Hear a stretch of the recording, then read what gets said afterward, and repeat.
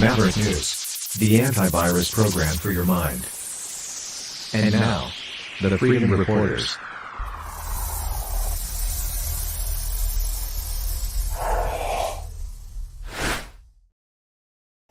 Greetings, brave Mavericks and new viewers. Great to have everyone back tonight. We are going to talk about the Jeffrey Epstein documents that were released yesterday. We're going to get into a little more depth on that tonight, and I'll explain why I think we are facing a very serious national security threat as a result of these long-standing activities involving Jeffrey Epstein and his elite clients.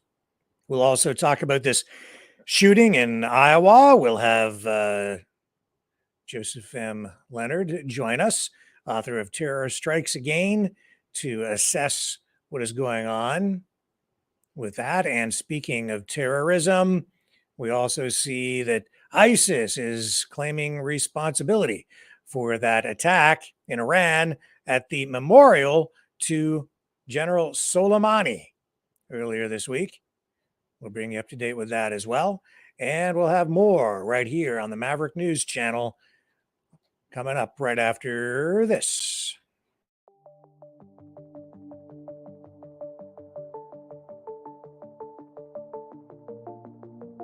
Greetings, brave Mavericks.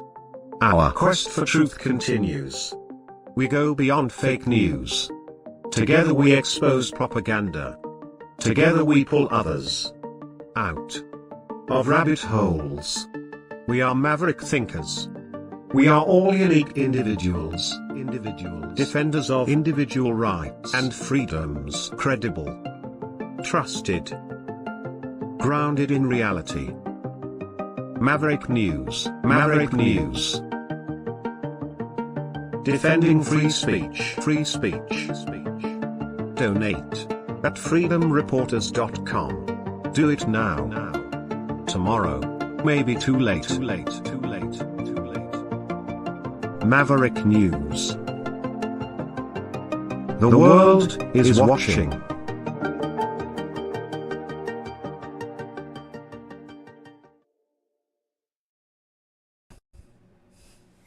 Welcome, Joseph M. Leonard.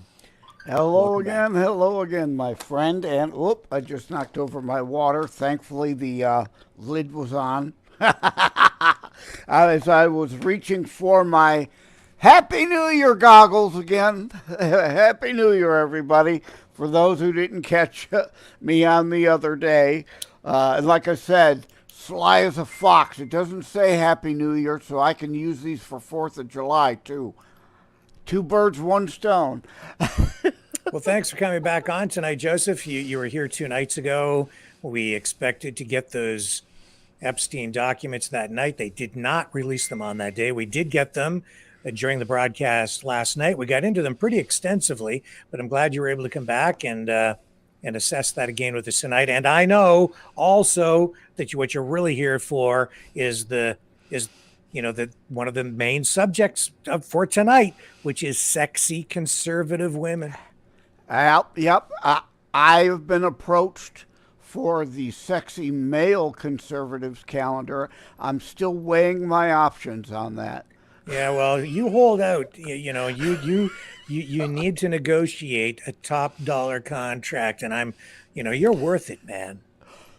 With a physique like that, you deserve to get Hey, paid. I gotta represent the bald crowd. A lot of You women know, dig it. yeah. Hey, yeah, and the goatee with the bald. It's in now.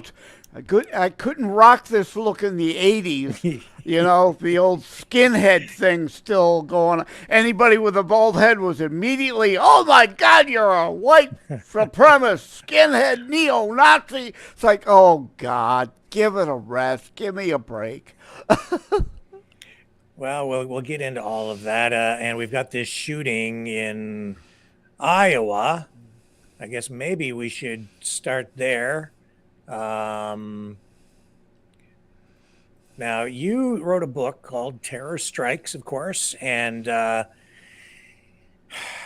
don't know what to make of this. We know that a 17-year-old opened fire at a small town Iowa high school. This was the first day of school after the winter break there. A sixth grader was killed, five others were wounded. Students were barricaded in offices. Many fled in panic. The suspect apparently died of a self-inflicted gunshot wound at the scene. Um, what else can I tell you? What else do we know? Um, Yeah, we don't know any motivation. We don't know if there was a suicide or a jihadi martyr note or anything like. It doesn't sound like it has anything to do with that per se, but it is still a form of terrorism, of course. But yeah, no surprise. Yet more leftist policy, gun-free slaughter zones, people getting hurt. Thankfully, thank God, the body count wasn't higher than it is, because these gun-free Rick, this could have been solved if they only had bigger gun-free zone signs on the door. Clearly he wouldn't have done it if the gun-free zone signs were larger. That's supposed to solve the problem, right? But of course, we know, I've given the stats before. These are old. They've adjusted over time. I've not checked the FBI stats of late. And of course, it all depends on what the definition of is. What is a mass shooting?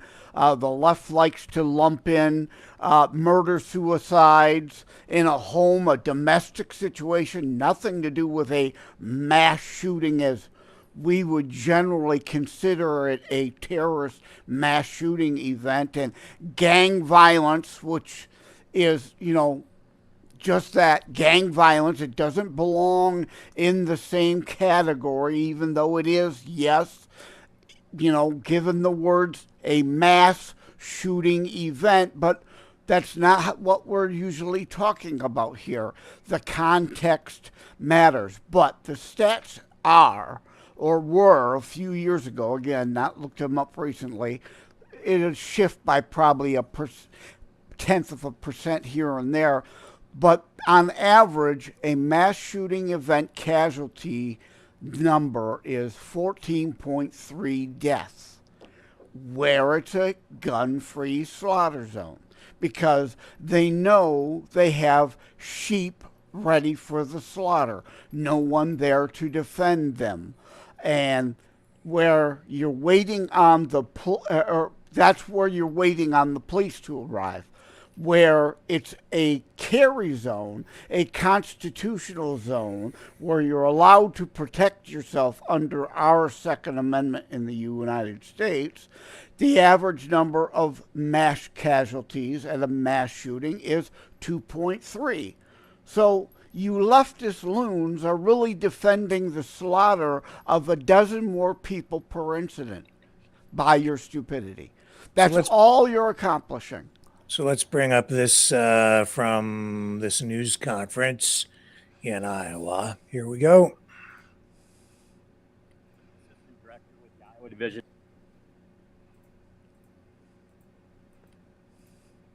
My name's Mitch Mortvet. I'm an assistant director with the Iowa Division of Criminal Investigation.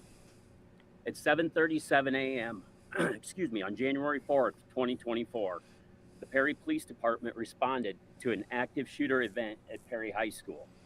Meanwhile, Dallas County Communications was also receiving multiple 911 calls of an active shooter at the high school.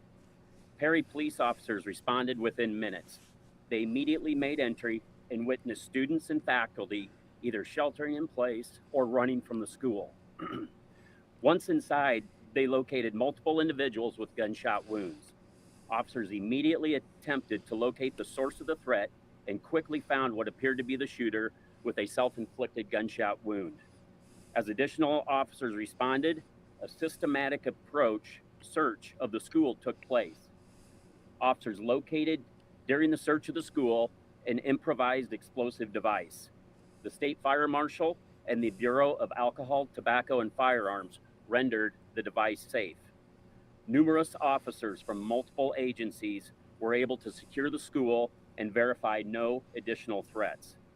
At the same time, first responders were rendering aid to the victims, who were later transported to area hospitals. The shooter has been identified as 17-year-old Dylan Butler, a student at Perry High School. Butler was armed with a pump-action shotgun and a small caliber handgun. Butler also made a number of social media posts in and around the time of the shooting. Law enforcement is working to secure those pieces of evidence. All evidence thus far suggests that Butler acted alone. There are 6 victims, one of them who is deceased. That individual was a 6th grade student at Perry Middle School. The other 5 are being treated at area hospitals. 4 of the surviving victims are students, and the 5th is a school administrator. The law enforcement response was swift and immediate. Roughly 150 officers from local, state, and federal agencies responded within the hour. The investigation in today's tragedy is ongoing. The Iowa Division of Criminal Investigation is serving as the lead investigative agency with assistance from the Perry Police Department, the Dallas County Sheriff's Office, the FBI, the ATF, and the Dallas County Attorney's Office. At this time, we will take a few questions. Mitch, Phil Johnson, the register. I was told that the father was good shot. His son was shot. The administrator, The investigation's ongoing, and we're not releasing any other names other than Dylan Butler's name at this time. Can you give us any indication as to motive for this? I know this is not Anything into the background of him is part of the investigation, and we're obviously going to take a deep dive into that, but there's nothing that we can release at this time.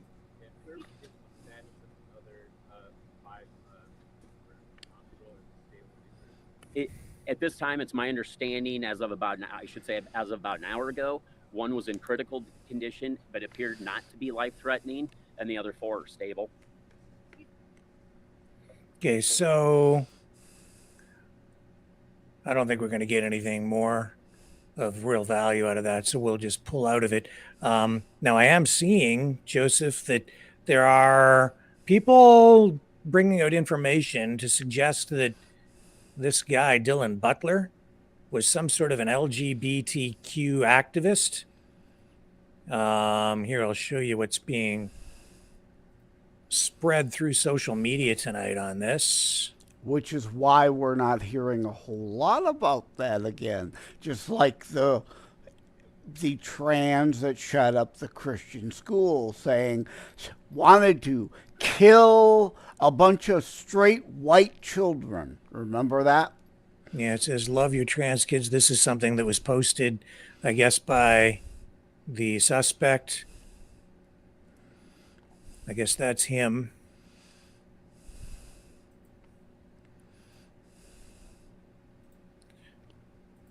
And what else do we have here? We also have, if you scroll down right here,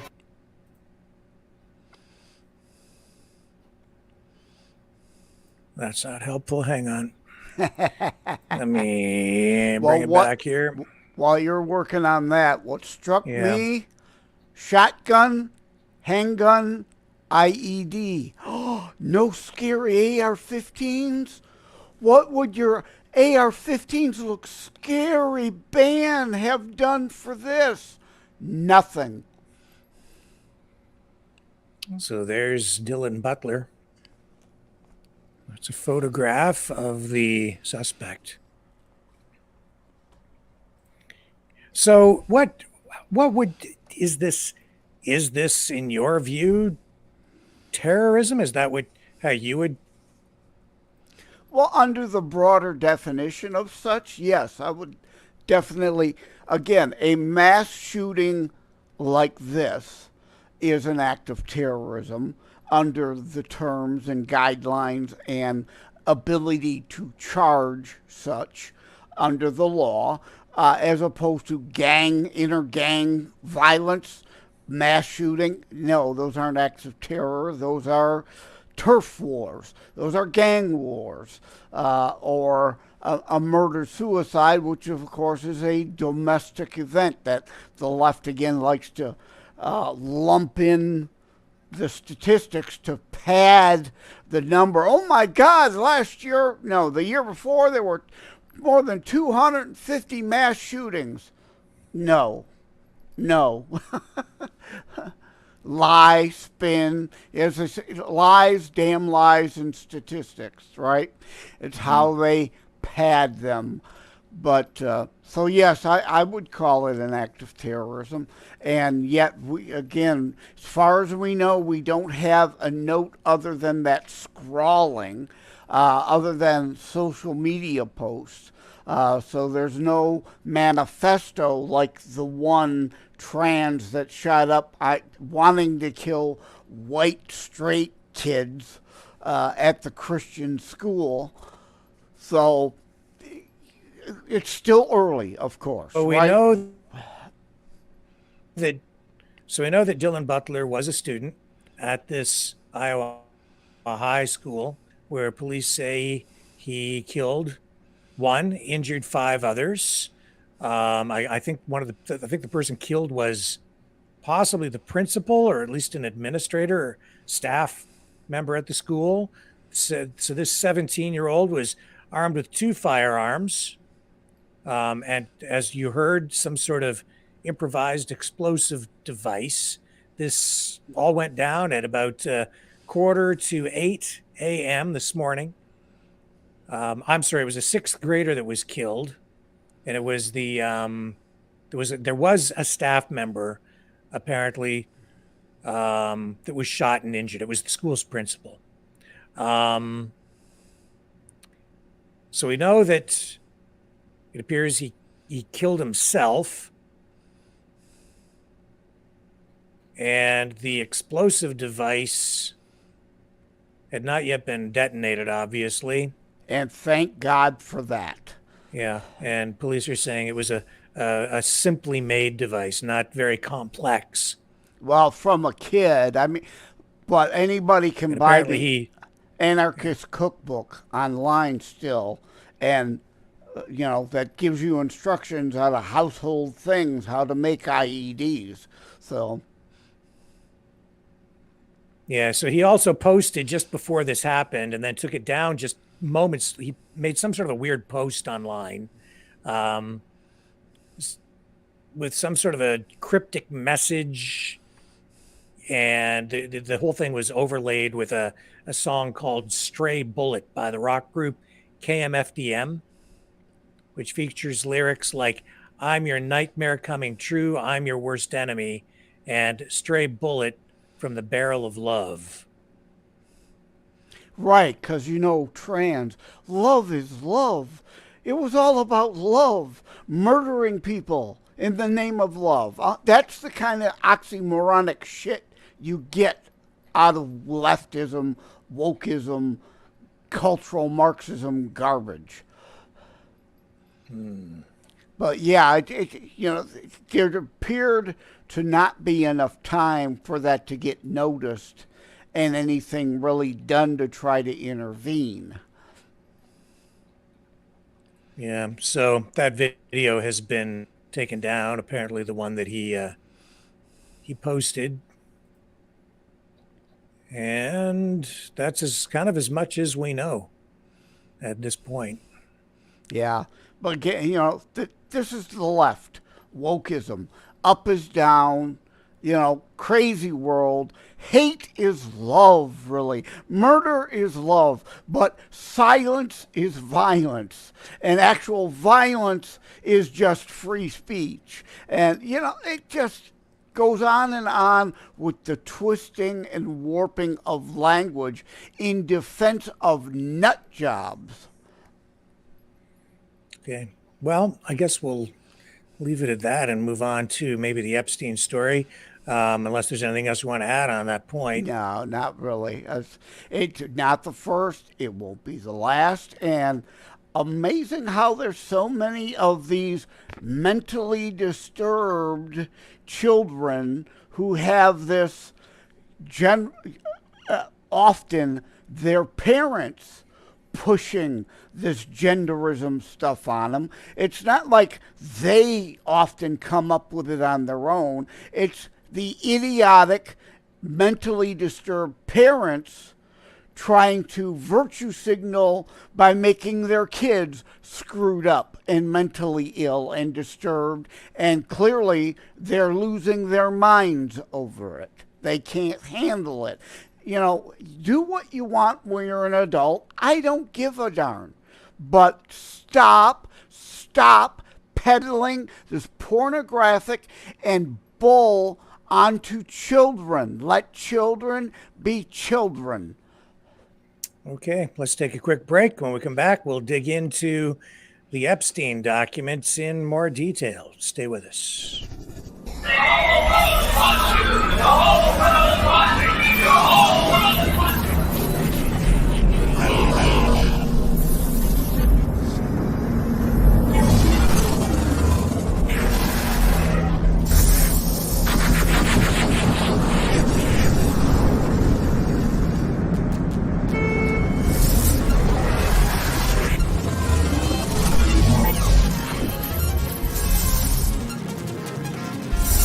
Maverick News. The world is watching.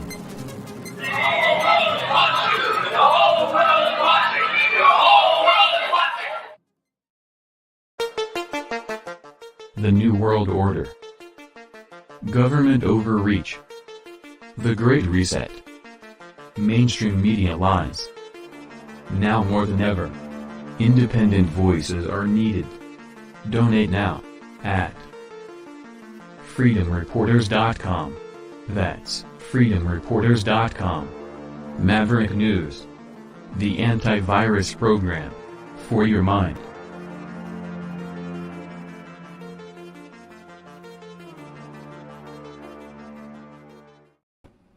Okay, and now the moment I know that most of you have been waiting for.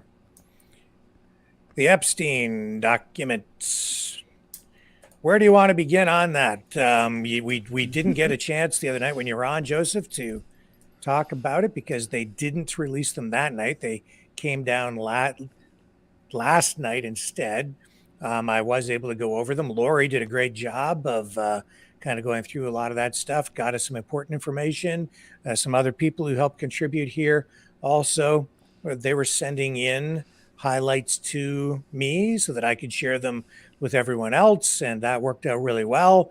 But I missed you yesterday, and I'm glad you're here tonight. So just give me some opening thoughts. Well, like I said 2 days ago, not in these certain terms or these words, this is the deflection to some degree.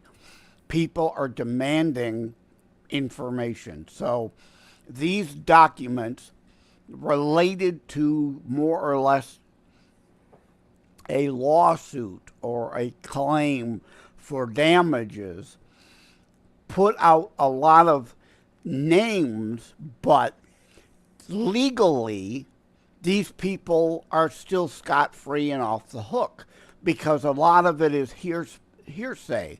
And like in the case of David Copperfield, right? In the United States, we have the constitutional right to due process and innocence till proven guilty.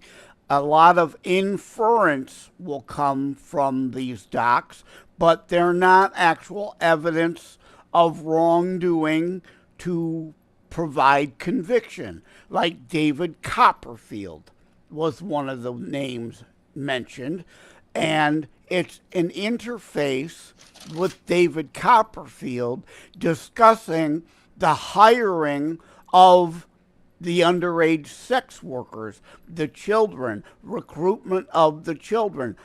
Well, that in no way, shape, or form provides any evidence or information that David Copperfield engaged in any impropriety or wrongdoing.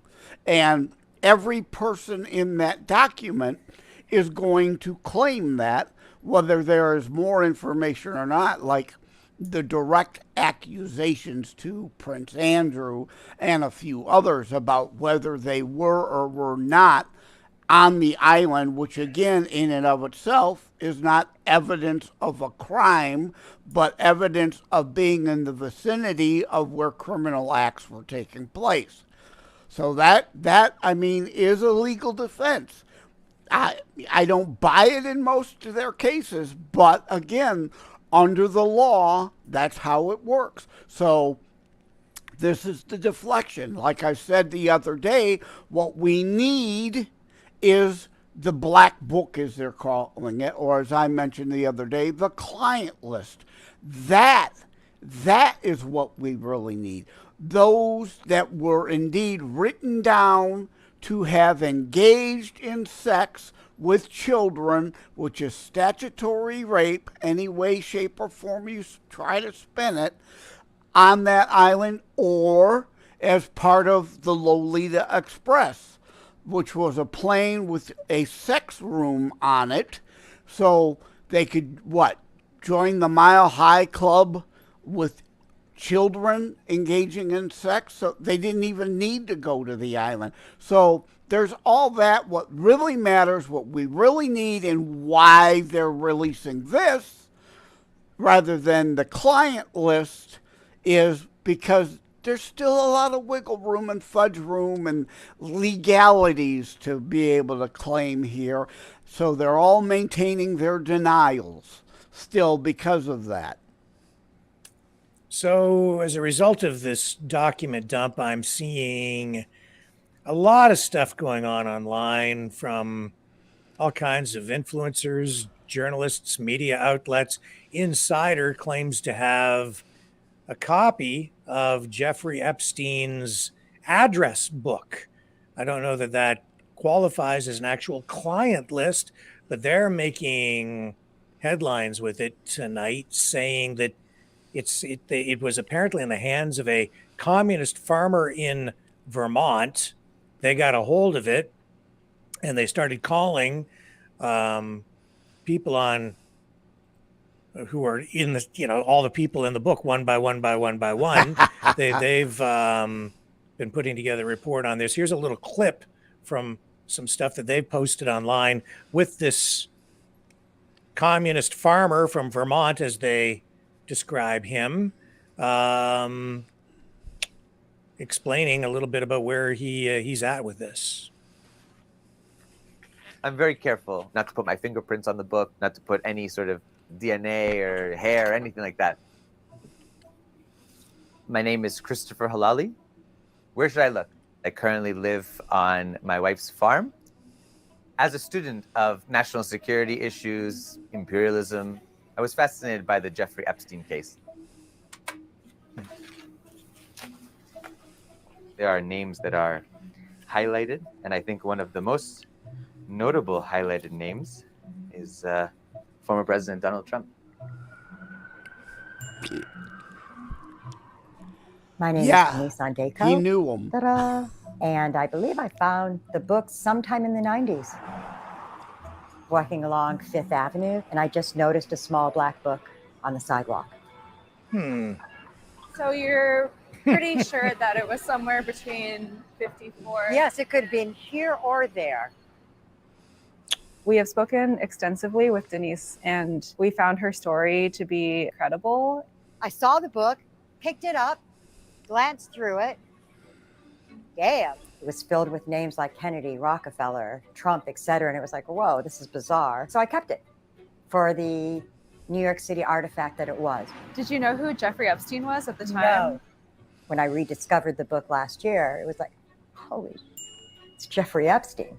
A Manhattan billionaire arrested yesterday on federal sex trafficking charges. Anyway, I can't run all of this. Just a little clip there for you to kind of tell you where they're at with that. I don't doubt there's all kinds of names in an address book of millionaires and billionaires that often rubbed elbows at millionaire, billionaire socialite parties. But of course, the socialist, communist, fascist has got to continue with the Trump derangement syndrome. There you go again. A very, very old picture of Trump with Epstein taken at some random party somewhere ages ago, long before Trump banned him from all of his properties. And the other thing you'll hear the left go on about, well, and this is fact, I deal in facts, Trump, yes, was on an Epstein plane from Miami to New York. That's not the Lolita Express. That's not a plane to Pedo Island. And in fact, in the document dump, one of the subsections clearly asks, was Donald Trump ever on Epstein Island? No. But again, facts be damned with the left. But we have evidence Bill Clinton was on the island. But again, distraction, deflection, distortion, anything, because there's still a lot of other high-profile names that would be exposed by the actual client list that matters. And the other evidence that matters, we'll never see, is the endless amount of video footage from the island that Epstein recorded that would show people engaging in criminal act. It's real easy to prove who did what there. They've got the video evidence. You will never see it, just like you don't see all the January 6th evidence. The exculpatory evidence from January 6th, you don't get to see. Here's the thing. Okay, so let me just share my thoughts. With regard to the video evidence, it's not clear who has that. We know that the hard drives that apparently existed, a lot of the video evidence was removed by a friend of Epstein's at one point before police investigators were able to get a hold of some of that material. The question that needs to really be asked, that I don't think is being asked vigorously enough, is who was it that was controlling Jeffrey Epstein? That's the key question, because that to me represents a very serious national security issue. The reason that's a national security issue is because really what this was is it was a honeypot operation. So Epstein was luring in an elite clientele. He had a little club running there, sort of the who's who of Western elite who run the world, essentially. And I mean, it went all the way to the very top.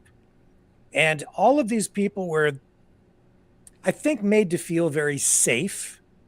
And they're sort of in this social circle where they think that they're insulated from public scrutiny and accountability for their hedonistic activities. And it really does reach to the very top.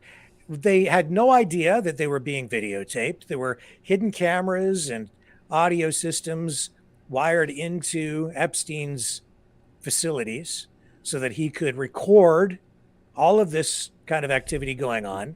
It was clearly being done I shouldn't say clearly, but it appears it was being done for purposes of power acquisition and through blackmail.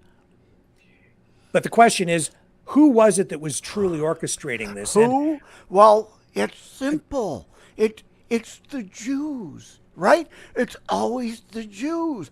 Epstein, Yes. haven't you seen that? It was a Mossad agent. Oh, give me a. Now, Right. I think That's a he very was important thing you're touching on there, selling it because to everybody. that is what I've been seeing come down today, and I caution everyone, be very careful about buying into that right now, because I was expecting it. There it is. Of This course. is part of an ongoing larger effort right now to steer people into that way of thinking. And don't think for a minute that that's necessarily accurate what they're putting out there. I think a lot of this that we're being fed right now may just be propaganda. I say sit back and wait for more facts, wait for real information to come out. And it's people tend to read headlines, not details. And you also cannot take as fact or evidence just a media report that is based on an interview with someone who says something. And that is what I'm seeing. I'm not seeing any actual real evidence presented in any of these reports suggesting that it's Mossad, that it's Israel, that it's the Jews who are controlling this whole operation. But that's no real evidence. That's the usual go-to anti-Semitism response. It's always the Jews. There's a Jew under every rock, behind every tree, around every corner. They're always pulling the strings on everything. Now, I have no doubt he may have had some Mossad connection, probably CIA, as well as KGB.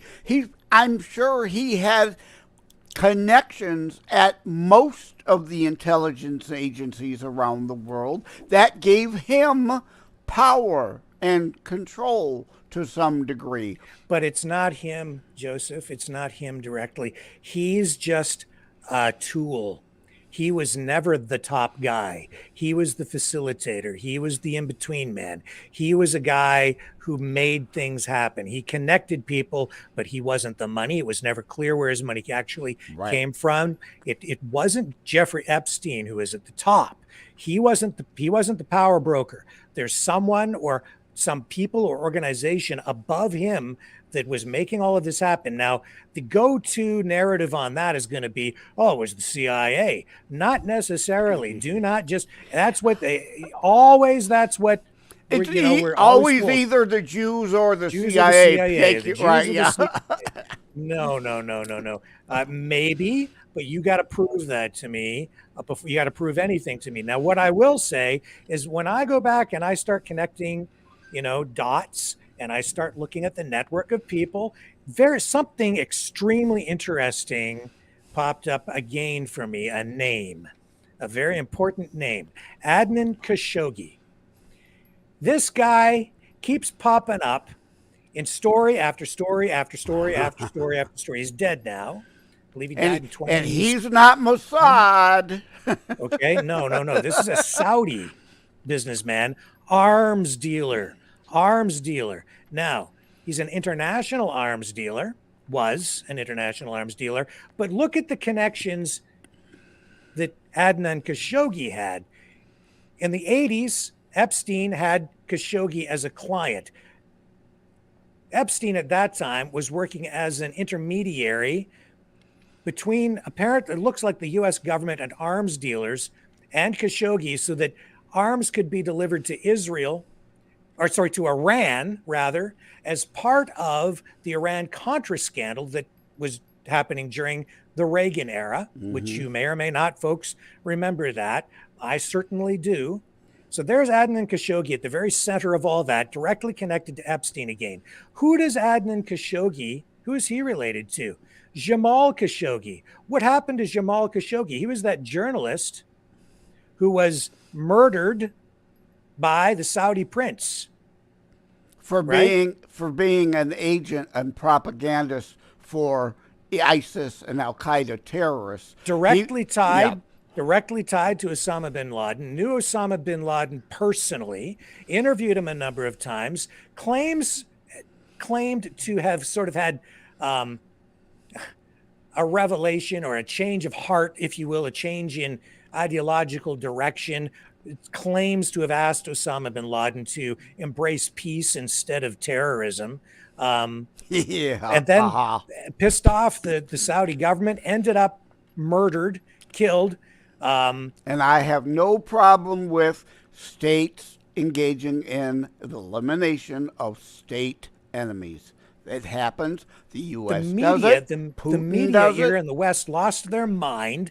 They went to they made a huge deal out of his death. I mean, I don't know how many journalists are killed every year. A lot for political reasons and in war zones. But Daniel that guy Pearl, in particular, they made such a big deal out of Jamal Khashoggi's death. Why? Well, that's because that guy is absolutely, I would say, Arab royalty. Okay, his family, Adnan Khashoggi, worth billions of dollars at last count. I think about $4 billion. That guy was worth.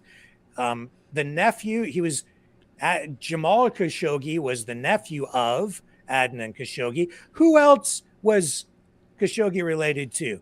Dodi Al Fayed, who was dating Princess Diana and was killed in that car accident with Princess Diana. Before the conjecture was they were going to get married. Right. And the conspiracy, right or wrong, not engaging in it, whether the British Crown was behind it to prevent that from happening or not. Yeah. Now, this also not incriminating, but also to show you how close and tight these circles of elites, these world leaders are. I believe Donald Trump at one point actually purchased Adnan Khashoggi's yacht. Okay, so Donald Trump bought the yacht. Oh, well, he's obviously guilty of something then, Rick. And then he ended up selling it. But I mean, so Trump kind of knew all these people, which may actually be a good thing, because when he talks about draining the swamp, you got to know who the players are if you're going to drain the swamp. Now, I drain the swamp also is a phrase that comes from a totally different thing, which I'll get into another night. But, you know, to most people, drain the swamp means to kind of go after the elites and the corruption and get rid of all those corrupt politicians, bureaucrats, elite power players, get them out, flush them out of the system, right? I think it means that plus some other things too, honestly, but we can delve into that another night. The point here being, this is a very small circle of people who all know each other. This is the club. This is millionaires and what a shock. Yeah. Millionaires and billionaires actually rub elbows places. Oh, what a shock. Now, here's the thing, though, okay? So here you have all these power players. You see that address book, if that's even authentic. If it's real. If it's even real. But let's say that that's an example of some of the names that are in there. Well, a lot of these people now can be explained. They can be controlled because they've been videotaped. You have arms dealers, probably the heads of defense contract companies. You have politicians making decisions on whether funding will go to Ukraine or Israel or to fund other wars. Yeah. You have politicians making decisions on border issues, immigration, you name it. These guys can be controlled now on virtually any issue right? There's a major difference in the client list and that address book, which is questionable to begin with. Because again, go through my address book. I know a lot of people too. That doesn't mean I know everything that goes on with them, right? So the address book is a meaningless thing that, of course, many will attempt to engage in spin. But talk about a real journalist.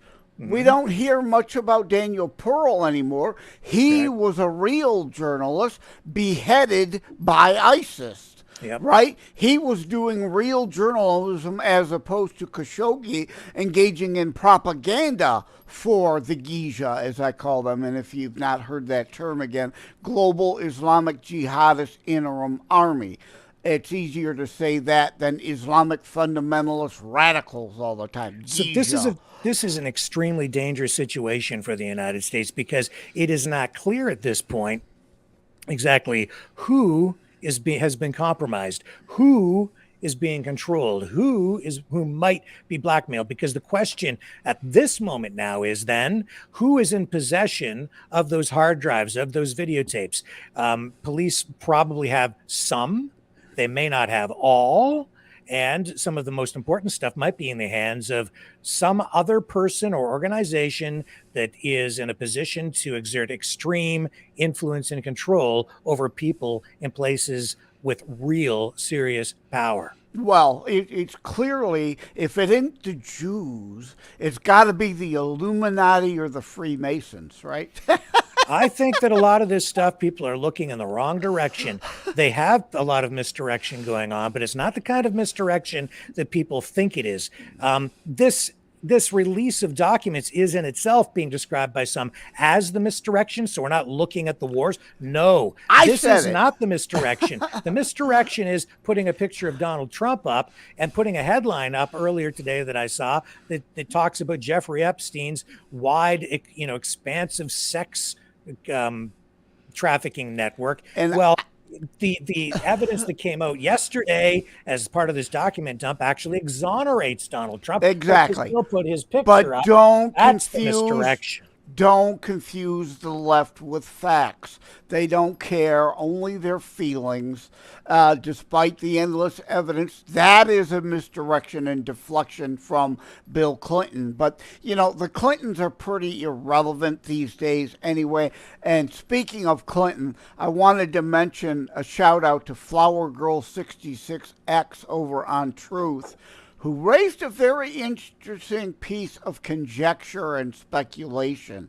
I hadn't thought of it, so hat tip to Flower Girl 66X on Truth, where in a post she says, did Monica Lewinsky have contact with anyone associated with Maxwell or Epstein blackmail schemes before she was interned at the White House? I'm just saying it's a very interesting question. There's no real journalist out there who will bother to look. But she raised a very good question. How far back and down the rabbit hole does it all go? Well, the problem here is that you have very corrupt politicians. You have both sides of the aisle. You have, both sides of the aisle, some of whom now may well be compromised, who may well be controlled, who have lost their moral compass a long time ago, who embrace a secular society, who reject religion, reject God, who are quite happy to engage in these hedonistic activities, in the exploitation of minors, thinking that because they're part of this club, that nothing bad would ever happen. Now, this is dangerous for us because, basically they've been living high on the hog, taking public money to live this kind of lifestyle. You see it exhibited by Hunter Biden, cocaine and drugs and hookers and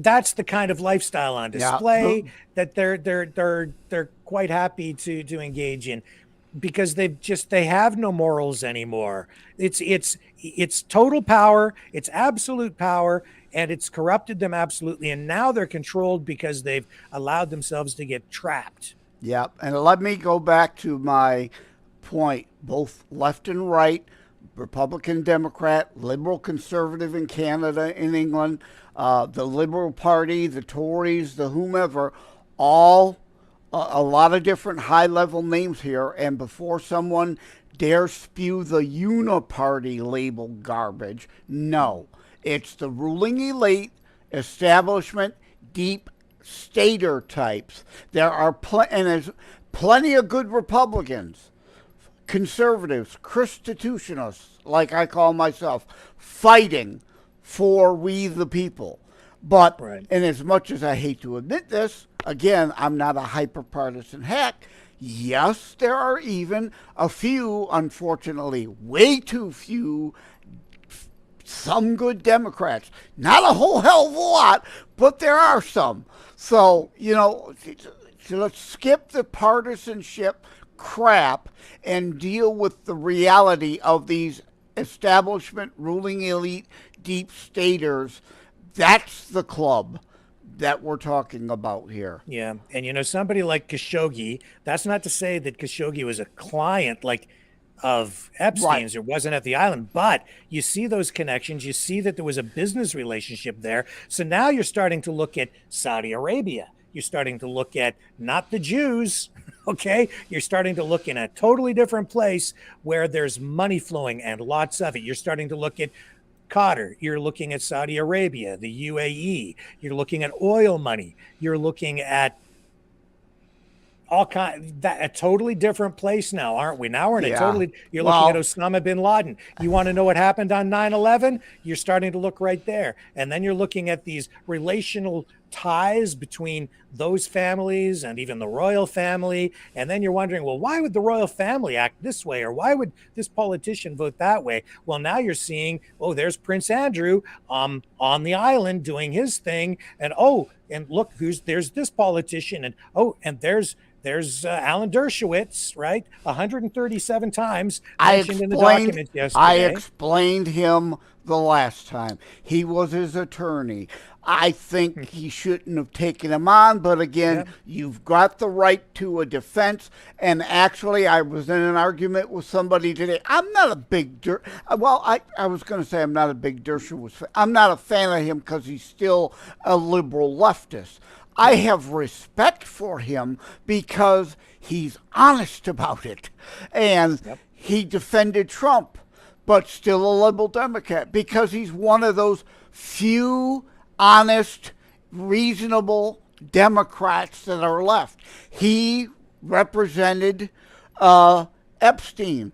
Whether or not you think he should have or not, Epstein has the right to a defense. And if it weren't for Dershowitz, Epstein may have never gone to jail because it was Dershowitz as his lawyer who talked him into the plea bargain.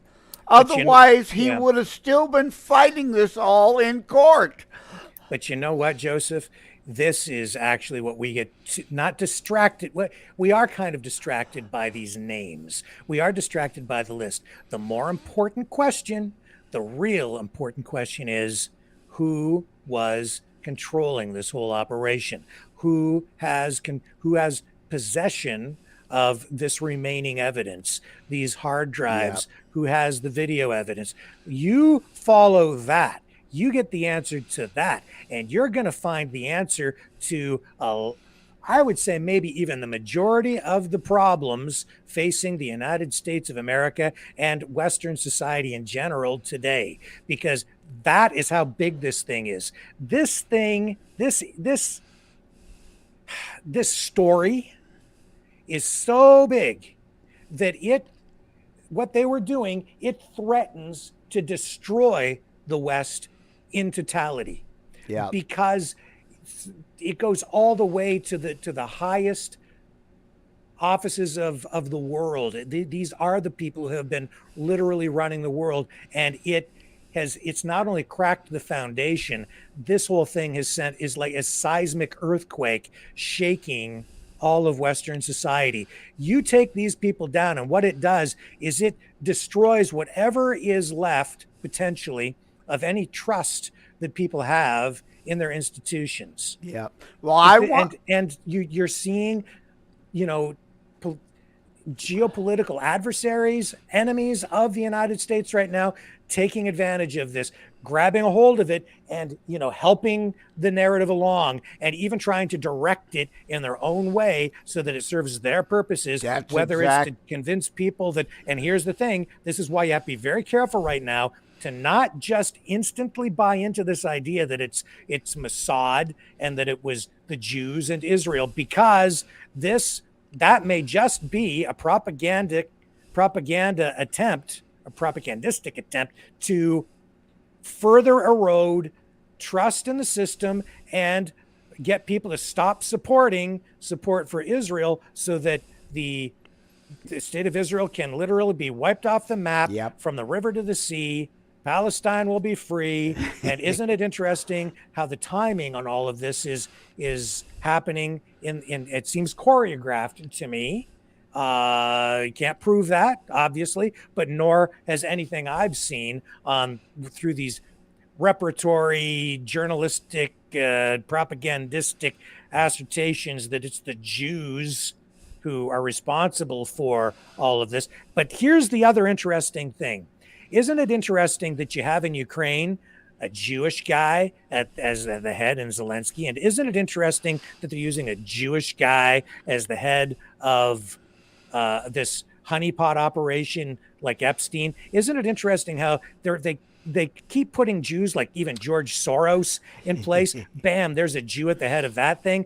But when you really start to look now beyond you're that, you now go you're- beyond that, and Now you you're look at fueling the you're fueling the you're whole starting thing. to look.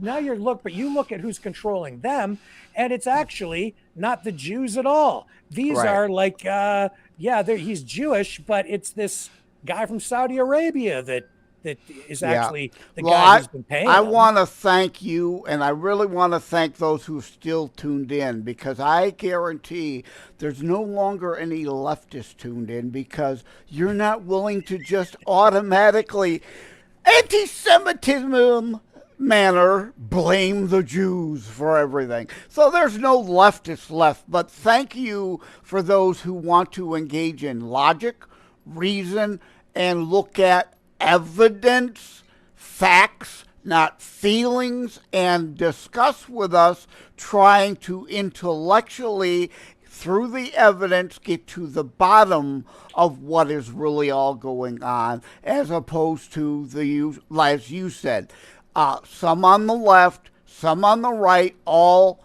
hyper-partisan snowflake hacks, trying to use it as a left-right cudgel. You got the Trump derangement syndrome morons still showing that these very old pictures of Trump with Epstein, and scrubbing the internet of all the recent pictures of Clinton and Epstein, and those on the right, of course, just wanting to talk about Clinton when, again, yes, there's all these. I mean, Stephen Hawking is even involved in these documents. I mean,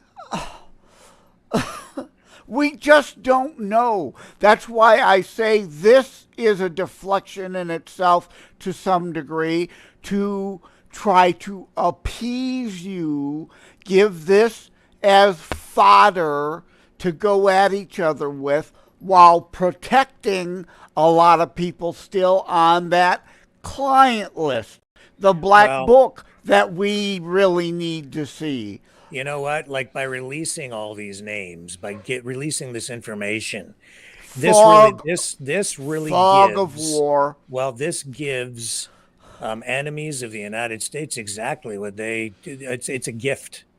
It's a gift, because this will further erode public confidence in our own countries. And when I stand back and I look at these things, I'm like, who would choreograph something like that? Who would be, who would put all that together, really? Israel doesn't benefit in this. They need our help. They want our help. The people who benefit are the Iranian mullahs, the North Koreans, Xi and Putin.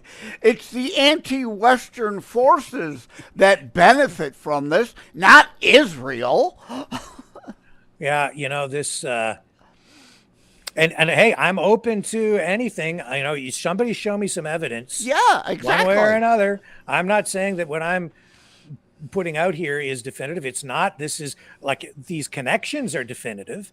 These people that Epstein was associating with, not just like Clinton and these other people named. I'm talking about his business associates. Yeah, I'm talking about the people who are paying him, giving him money. Right. People even in the earlier years of when he was developing these businesses and different things whatever that he was those involved in. were. They're Yeah. like the Biden shell companies. He's gotten rich over all these shell companies that only really move money around. There's Yeah. no business going on. The only business was selling children to high-profile clients. Yeah, he was involved with some sort of a investment funds, and one involved some sort of creative financing that they described, I believe, as like liquid financing, which is trading in various kinds of commodities that are fungible, that can be converted quickly. But it was a non-traditional kind of funding. I mean, these are people. He was associating with people and getting involved in all kinds of different ventures that were which is usually very unconventional, dirty money generate, laundering. Yeah, massive amounts of money, billions of dollars, and telling people at times that he was a government agent, and he may well have been a government agent. Maybe he was a double agent, but it made him, to some degree, almost untouchable. But things became so glaringly apparent that at some point, I think he was just kind of given up. Yeah. And yeah. I think that's what the investment, quote unquote, part was about. Him being able to launder money for people, and again, then have more dirt on people's criminal activities, again, for the blackmail angle. Well, you're talking about billions of dollars and arms sales and facilitating meetings between people, connecting government officials, internationally. At the same time, he used to say that he invested in people. That's what Jeffrey Epstein used to say. I invest in people. Yeah, no kidding, because you were investing in a honeypot blackmail operation, but he was not the top guy. He was controlled by someone or some entity above him, and that is what we need to know. It's imperative, really, that we find out who was doing it, who is still there, maybe in the background, in possession of some of this material that can still be used as leverage against who knows who in our systems of government, in the highest offices of the land, perhaps. Yeah, well, this goes back to, again, also our talk before about Julian Assange. I'm all for the exposing of the corruption and that it's happening. But when you get to the point where some of the names are named, then again, it only helps our enemies. It isn't draining the swamp. That's aiding, abetting our enemies at that point. So there's lines that need to be made and not crossed, but we're way past that Rubicon now. Yeah, well, I mean, there are rules for journalists too that need to be followed, and anyway, that's a whole other kettle of fish, the Assange thing. But yeah, you wanted to go from the Khashoggi thing to the Soleimani attack, right? So that's where we're at tonight. So we see that ISIS is now claiming responsibility for that attack, and yet just yesterday we're talking about it here. The Jews. It was either the Jews in Israel, or it was the United States, or both. Yeah. And now ISIS comes out and claims responsibility for it. What do you make of that? There was no logical strategic value for the United States or Israel to do that. There are plenty of things that I would like to see done short of all-out war and full invasion. I think we need to at least do a Bill Clinton, but Joe Biden is beholden, still trying to get the JCPOA again, and Iran's going to have a nuclear bomb soon, and then the dynamics really change. I would lob some cruise missiles at IRGC near the Mullah residence. We can reach out and touch you any damn time we want. Cool it. Cut the attacks on U.S. troops throughout the region, or you're on the target list. But we all know if that's to get done, it would have to be the Israelis because Joe Biden would never do it. See, you would actually launch cruise missiles into Tehran. Iran. Yep, I sure would. And, I would have aided the Green Revolution that Obama let get crushed, too. I'm not talking about, I'm talking about striking targets that we know are the ones controlling Hezbollah and Hamas and funneling them weapons. There's no reason to not hit those legitimate military targets. They've struck us. We have every right to strike back. Way short of an all-out invasion and war with Iran. I'm not talking about that. But if they're going to continue to take pot shots at us, then God damn it, do something. Do something. They won't even put the sanctions back on. We're still funding Hamas and Hezbollah while Israel is trying to eradicate them. In fact, how many times have U.S. troops now being targeted by I've Yemen? lost count. I think I've it's lost like count. 80 or 100 times, and Biden has done nothing about it. Nothing. Nothing. Not a damn thing. And people still don't understand. They're trying to blame the Saudis for being engaged in war with the Houthis in Yemen, who Iran backed to overthrow them as a Western ally. They were a Western ally, so that when the wartime comes, they have a two-front invasion ability into Saudi Arabia. That's what that's about. But now ISIS, this does show that there's still internal strife and struggle, which for us is kind of a good thing.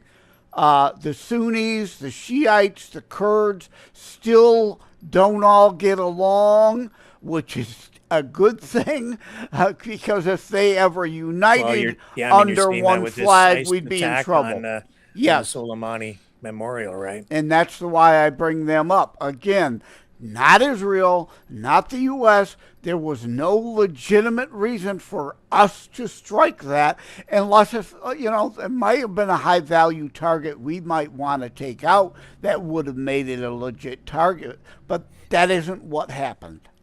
It's this Epstein stuff, though, which potentially ties right into the foreign policy that's playing out right now in the Middle East. That's why that story is so darn important, and other stories related to it. A lot of times I sit back and I say, wow, the United States is doing what? That makes no sense at all. That's not in the national interest. And yet they proceed, they persist, there they go, making mistakes again. Like helping Iran. Yes. How is it in the best interest? People, if there are any leftist moron Hamas terrorist supporters left in the audience, which I doubt, they chant death to America. Israel is the little Satan. We are the big Satan. When they get nukes, they will use them against both. And you morons in the Rainbow Alphabet Mafia Coalition, Queers for Palestine, please, I want to start a GoFundMe to send you over there. Meet your heroes so they could throw you off the roof. And so, I hope that Donald Trump is not, implicated in this Epstein thing in any way, because he may actually be the guy who is uniquely positioned to literally deal with these issues. Maybe he was, and it seemed like he was making progress. Certainly didn't get the United States involved in any new wars when he was president. But, the reason I say he's maybe uniquely positioned to deal with it is because he has been in the circle. He's part of the circle. He knows who the players are. He understands how that, that community works. He knows he's intimately familiar with all of them. Yeah, there's a and difference. so he knows how to, but Yeah. but not corrupted by it necessarily. Right. So there's a he- difference in being around it and aware. and aware and knowing the players and not actually engaging in the same corruption. Again, millionaires and billionaires actually hanging out together. Oh, my shocked face, right? I mean, hello. So, it takes one to know one, but not really be one. Maybe that is him. So, yeah, there are connections. Like I mean- the loon said, Trump is in the address book. Yeah, so, duh. There are leftists in my address book. Doesn't mean I'm involved in conspiring with leftists. I know them. And you have, RFK Jr. flew on the plane, didn't go to the island. Maybe he's uniquely positioned as well to deal with it. I don't know. Maybe he is, maybe he isn't. But Boot on hat guy. Boot on hat guy. yeah, I wasn't familiar with who you were talking about the other night. I had no idea. I had to look that guy up. Vermin Supreme. is the There you guy's go. name. Yeah. Thank you. You I refreshed typed my in memory. boot on head guy. Boot on head guy. You did? I did. I looked him up. What a weird guy. Like, sort of a satirical perennial presidential candidate, runs for other political offices as well. Kind of a political activist. A political court jester, if you will. So, I'm glad I was able to introduce you to Boot on Hat Guy. boot on the head guy. Anyway, maybe we'll talk about him more another night. But so Soleimani, the attack there, almost, I think it was close to 100 people killed in that attack. And now we're seeing that it's ISIS claiming responsibility for it. Yeah. Well, what's interesting is we're not getting a lot of names yet. Indeed, was it just to celebrate the death of Soleimani? Again, because ISIS, Al-Qaeda, all of them, they like to hit on anniversaries of things. So was it indeed just kind of there deciding to celebrate that he's gone by attacking that anniversary? Or were there some high-value targets there that were the actual targets, not the event itself? We don't have any real names yet to make that further determination. Well, it looks like there have been reports that some pretty senior leadership from Hezbollah was there and were killed. So that's interesting. It is interesting. Yeah, well, Soleimani was the Iranian go-between between the terror proxies. So, yeah, it makes sense Hezbollah and Hamas would have representation there. No doubt. I wish some of the Qataris, terror supporters that, live in the lap of luxury and claim to be down for the people while hiding in Qatar would have been there and got nailed at the same time. See, I will say this, as people keep looking at Israel and the Jews, all right, for the worldwide corruption that is resulting in the destruction of the West, I would point in the other direction. How is it their benefit? I would point over at places like Dubai. And I would say, you think that you think the Jews are the ones who are living a life of privilege and control all the money and in the world? They're living in a little sliver of land. They're under constant bombardment with rocket attacks from an enemy that lives right next to them. How is it that that's a life of privilege? How would you like to live?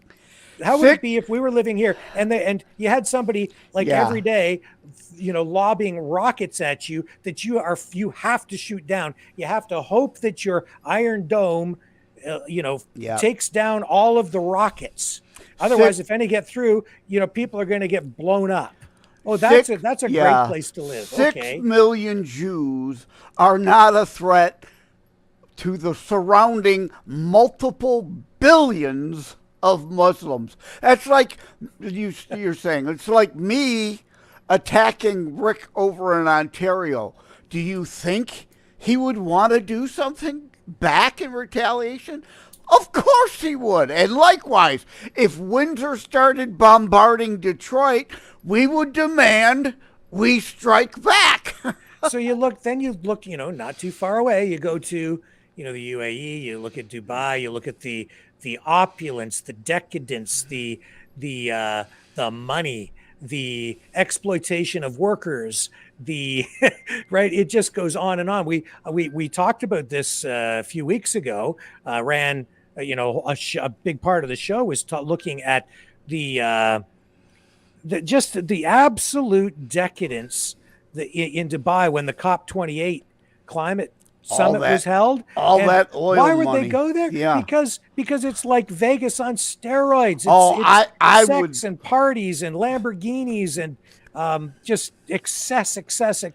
It's a playground for the world's elite. That's why they went there. The Palm Islands that they built by man-made palm islands out there shaped like a palm tree off the coast of Dubai. Oh God, I wish I had the money or the connections to be able to visit that. And where does the leadership for Hamas hang out? Where do they go? They go there. Oh, but they're about poor people and the oppressed. They're all hanging out over there. They've got hundreds of millions in their bank accounts, billions even.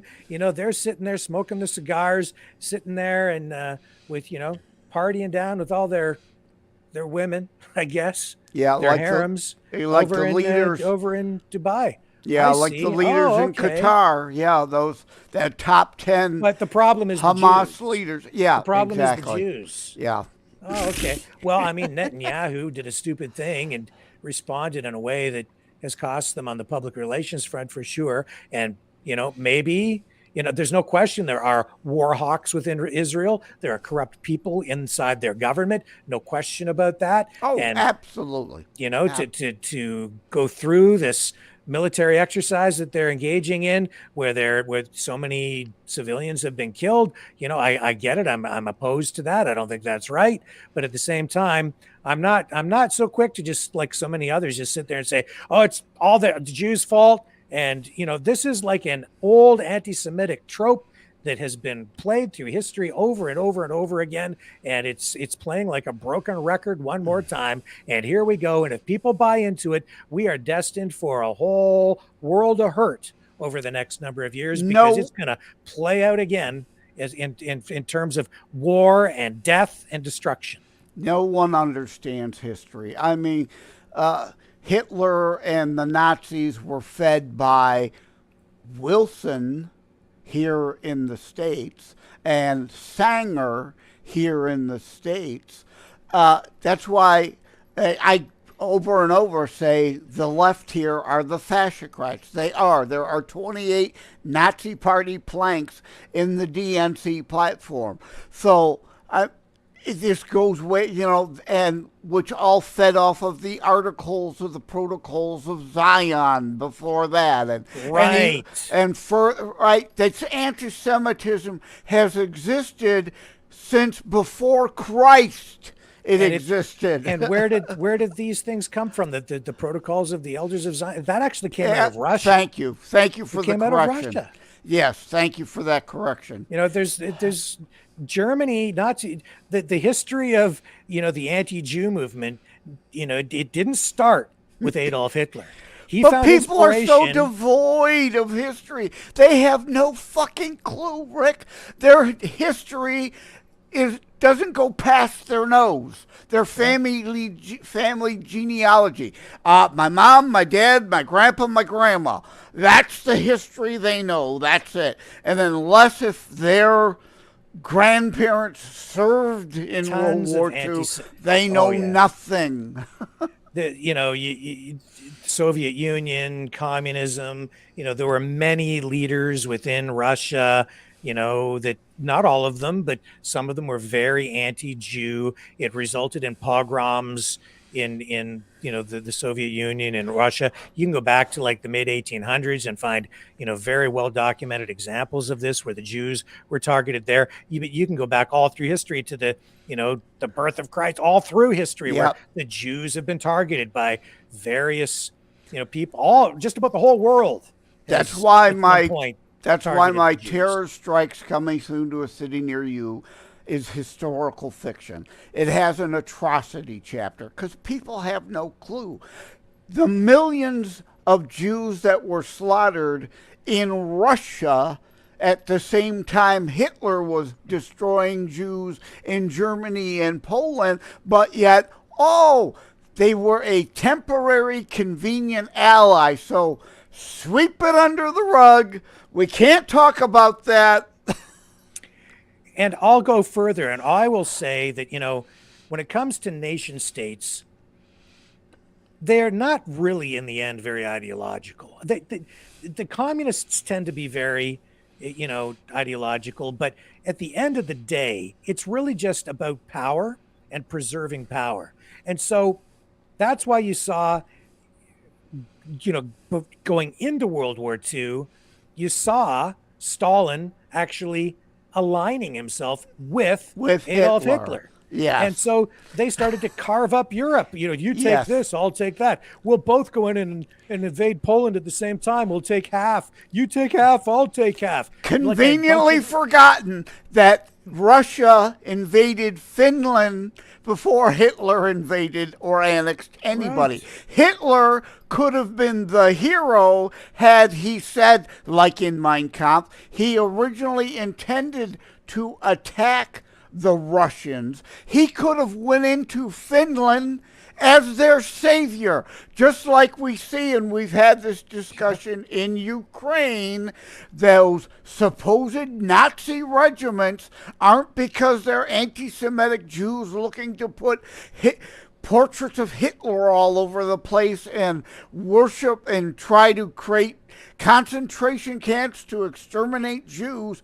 No, they honor the swastika because Germany and the Nazis kicked the Russians who had been oppressing Ukraine for 50 years prior to that out of Ukraine. No one understands history. I'm not defending it. Anyone who puts a swastika on is a moron. But I understand the connection and the why. I'm not excusing it.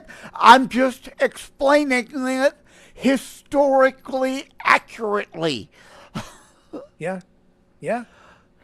And so, in the end, countries are just the people running countries. They're trying to preserve their power, preserve their country in the face of opposition from other countries. Because when it comes to international politics and the absence of a rules-based international order, which is what the West is trying to implement, right?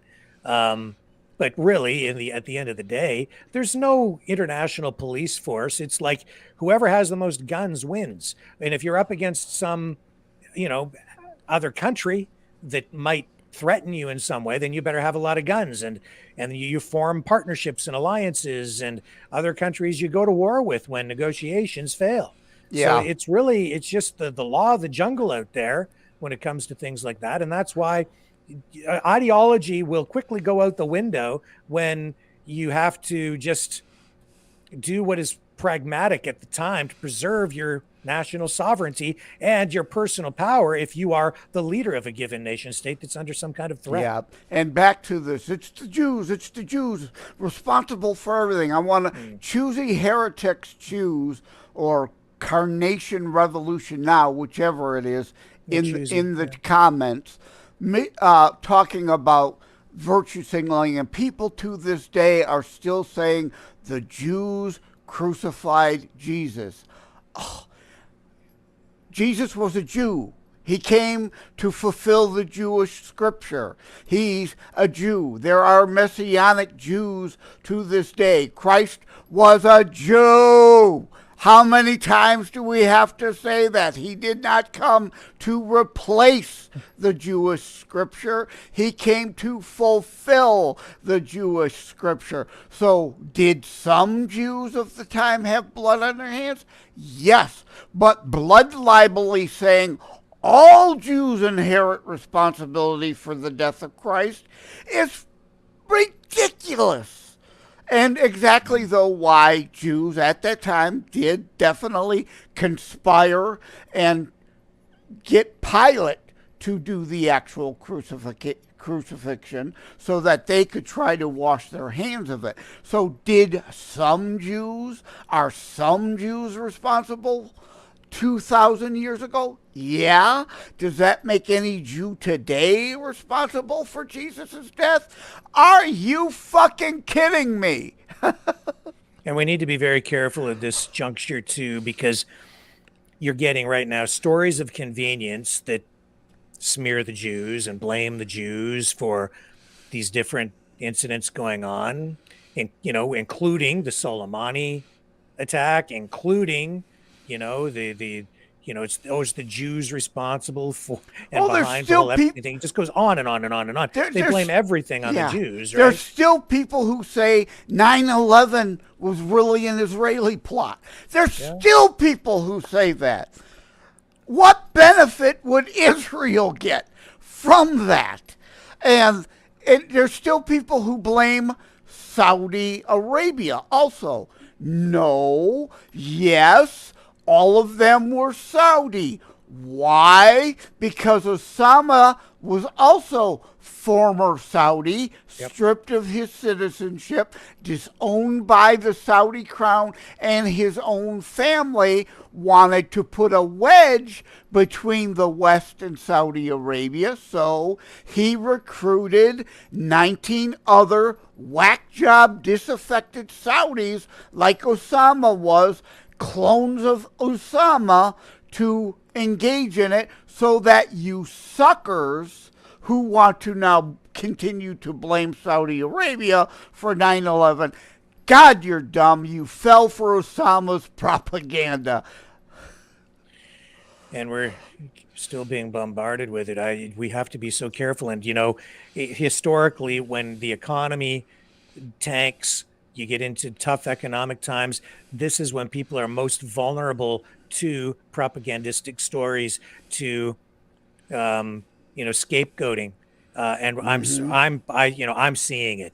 It's just so blatantly obvious to me. But I also understand why people are embracing some of these narratives and this, cliched anti-Semitic storyline that is just, like I said, it's just being replayed like a broken record again with updated, language. And they've been playing it for people in a very sophisticated way this time,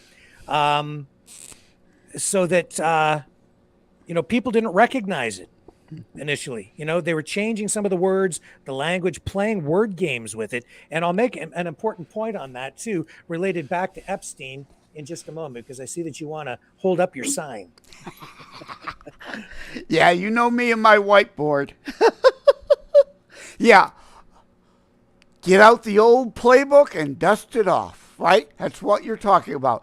The old blame the Jews. Old playbook, let's dust it off again, right? Yeah, let's take a little break here, Joseph.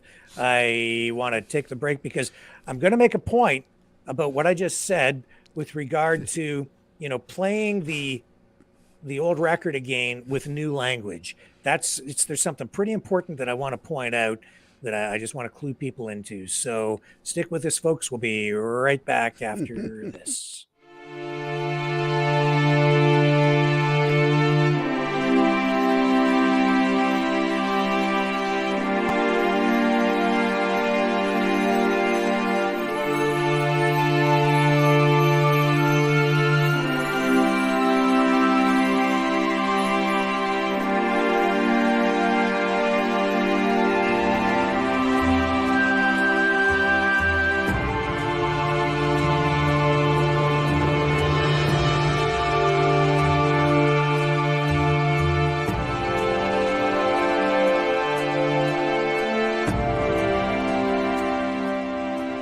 Maverick News. The world is watching.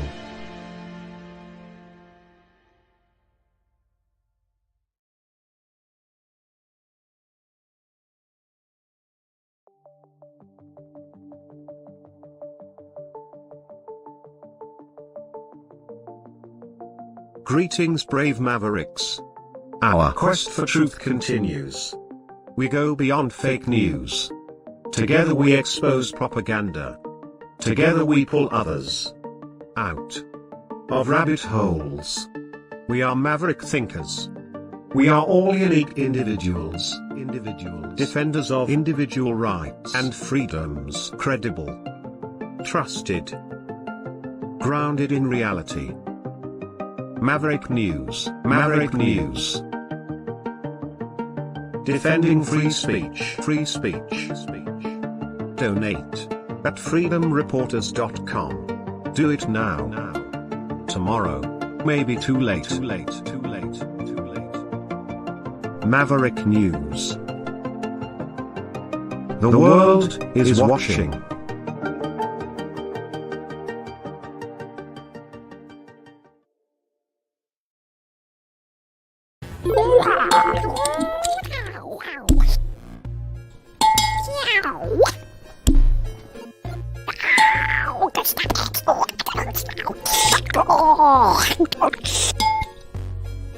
Exile. The Knights of Malta. Maverick News. Join us. The world is watching.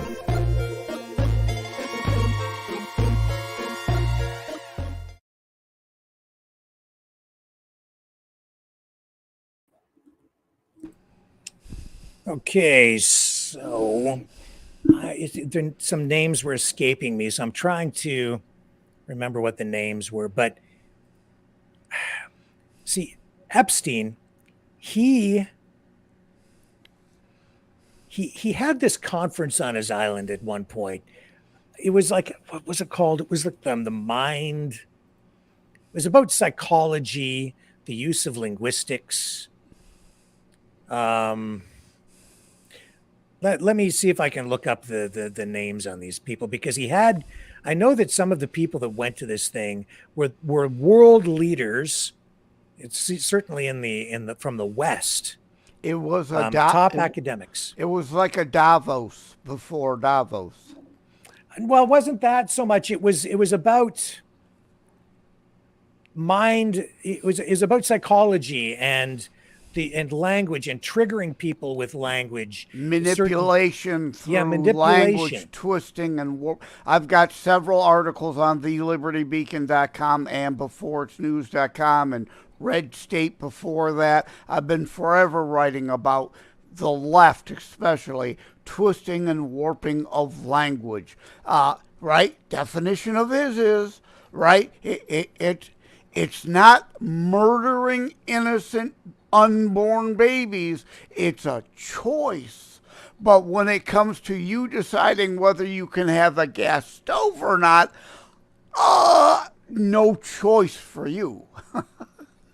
Well, it went beyond that, though. This was... No, I know what you mean, but that's what immediate... it's constant warping and redefine, because that's wokeism. That's political ideology. And I get what you're saying there. Goes back longer than that, though. But yes, that's because the left cannot have a logic, reason-based discussion. They will lose it every time, so they have to redefine the terms. Let me see if I can get these names, because some of these people were... While you're doing that, I'm going to piss off any anti-Semites still left in the audience. Christianity equals Messianic Judaism. That's what Constantine and his mother, Helena, were engaged in. The establishment of a new religion, which was really just Messianic Judaism. But we've turned it into a whole other different thing that doesn't change the roots of Jesus as a Jew fulfilling the Jewish Torah. Oh man. Sorry, folks. I'm Yeah, drawing a blank sometimes on it's the hard names. hard to So much find the information. information when you want it. Yeah, there's so gazillions of bytes of data out there, and wording something exactly right to be able to get it is sometimes difficult, as I stall a bit while you're doing your because yeah, that's like me. And thank you again for correcting me on the protocols of the Elders of Zion. I had that name wrong, so again, I like you. We are both a lot alike in this. We've got so many facts rolling around up there. Accessing the right fact at the right time in the right context doesn't always happen. Yeah. And see, he was involved also. He was directly tied to Israel in many ways and Israel, defenses. And he even started up a company called, it's like it's a company that deals with emergency communications for like police and security agencies. It's all cloud based. I don't recall the name of the company, but he was involved in all kinds of defense industry things. This Yeah, was just not, it wasn't just like some sex club. right. His activities go Defense much of who, deeper. though? Defense of the West. Yeah, Defense of the defense of, West. That includes Israel. So while he may have been involved with Eastern intelligence agencies also, at the end of the day, I still think he was loyal at least to the West. don't know about that. In fact, I would almost think that it was the opposite of that. He may, appear to be loyal to the West when in fact he's completely disloyal. You can't be loyal to the West like somebody like Jeffrey Epstein while you're blackmailing all the leaders of the West. It makes no sense, Well, right? that's your own power, control, and monetary gain. If he's turning around and selling that, if all that would have come out of the Kremlin, he sold it to the Kremlin for them to release it, that would show something more Well, like it you're doesn't reading necessarily have to in. be Russia. As I say, you just look at his business associates. Who was there in the early years and in the middle? Who is he doing business with? Not who his client list was. Who was this guy doing business with? Where did his money come from? Where did his power and influence initially and throughout time come from?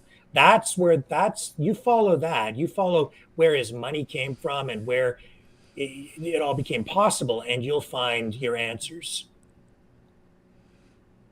Any luck hunting down those? No, we can just move on. We can move on. In the middle of the night, you'll wake up. Oh, I got it! Right? Yeah. Anyway, Oh, you know what? We never talked about the sexy conservatives thing. no, we're going to get into that. Definitely. You don't want to miss that, folks. I know that's really what people are sticking around for. The sexy conservatives. Yeah, because I want to get Conservative into women. that Victoria's Secret connection and angle. Yeah, well, there's an angle on that or a connection there, With actually. Epstein even, right? Yeah, Yep. yeah, because the head of Victoria's Secret was on the island apparently Yep. and named in those documents yesterday. So what are your thoughts on that? Hey, I don't really have many thoughts. Again, until we see a client list and a definitive entry somewhere that X was engaged with Z in sex. There was X and Z engaged in statutory rape law situation. I don't want to get too much into it, but other than to say, yeah, you leftist. Clinton, the guy that took a cigar to a White House intern wouldn't be involved in that. But Yeah. beyond that, but I am interested in the fact that Victoria's Secret has gotten Bud Lighted, if Yeah. you will, and trying to apologize and backpedal and But go see, away. he was always connected directly to the Victoria's Secret models company, to the models themselves. He helped facilitate and get these models jobs. He was also connected to the founder of MC2 Models, Jean-Luc Brunel. And that's where the Epstein Island connection, I think, comes in a little.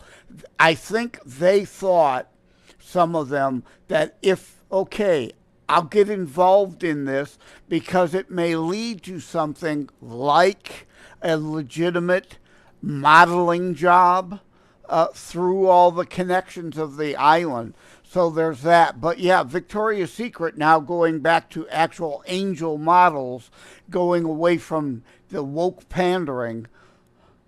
They got Bud Lighted. Well, it's just like I say, this is like a life for the elite.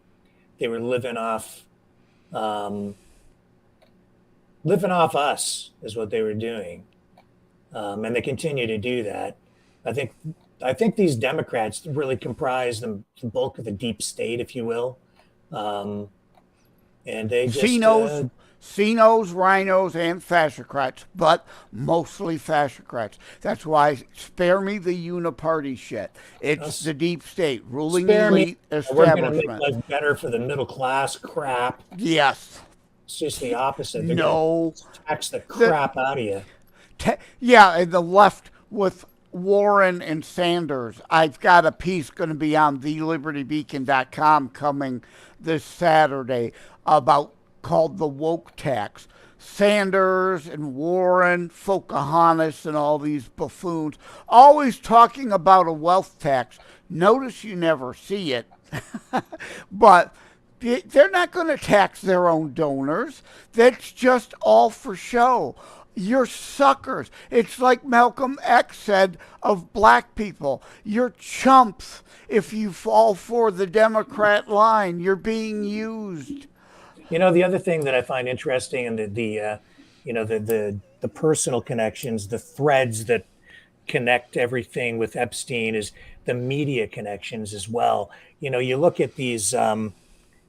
He became involved in some sort of a media startup at one point. I think it was called Reactor, and he had previously, before that, tried to purchase some magazine in New York.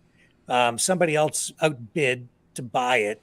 It might have just been New York Magazine, if I recall correctly. But there's always a media component to this, and big money always involved as well. And I find it very interesting because, they need a media outlet of their own in order to spin up stories and start the narrative cycle. Exactly what I was going to interject. And publishing companies with books as well. They use those. Yep. Which thankfully now with self-publishing, the average person can release a book. And in order to learn how to do that, buy my How to Write a Book and Get It Published, hints, tips, and techniques. Very interesting stuff. And, even if you look, you look in politics, it's not always the Washington Post or the New York Times that push political narratives or control political narratives. It's these magazines like the Atlantic, the New Yorker. It can be that's why I think John F. Kennedy Jr. started the magazine George. Okay. And even if you look through history, you look at magazines like Pentos or Playboy, they always had some political influence as well. And not to mention a major impact on culture. So what am I getting at here? Epstein also had connections to media, the players in media, owners of media companies, but didn't always directly own them. He did start up that one company called Reactor. It wasn't terribly successful, but also connections to all kinds of media companies, like even to some degree the National Enquirer. And it's interesting because the other day I was just going through the checkout at a Walmart, and I looked over at the cover of on the newsstand, like there at the cash register. There's the National Enquirer, and I'm reading the headlines, and I'm like, JFK conspiracy this, and I think there are 4 JFK murder conspiracy theory stories, and I'm like, yeah, that's Maverick News these days. I'm like, that's what we're talking about too. I never thought I'd see the day, but I find it weird. UFO stuff too. I love talking that stuff. But I find it interesting. I jumped back into the comments again just to see if they've caught back up to with where we're going. They're still on to talking about Jesus. And like one here says, even if Jesus wasn't resurrected, doesn't mean that life isn't filled with guardian angels and magic that comes from an afterlife, another dimension, which I don't know why they're still hung up on all that talk, but that leads to, I have Elizabeth Enton, who is an atheist, coming on my Constitutionalist Politics in February to talk about the afterlife.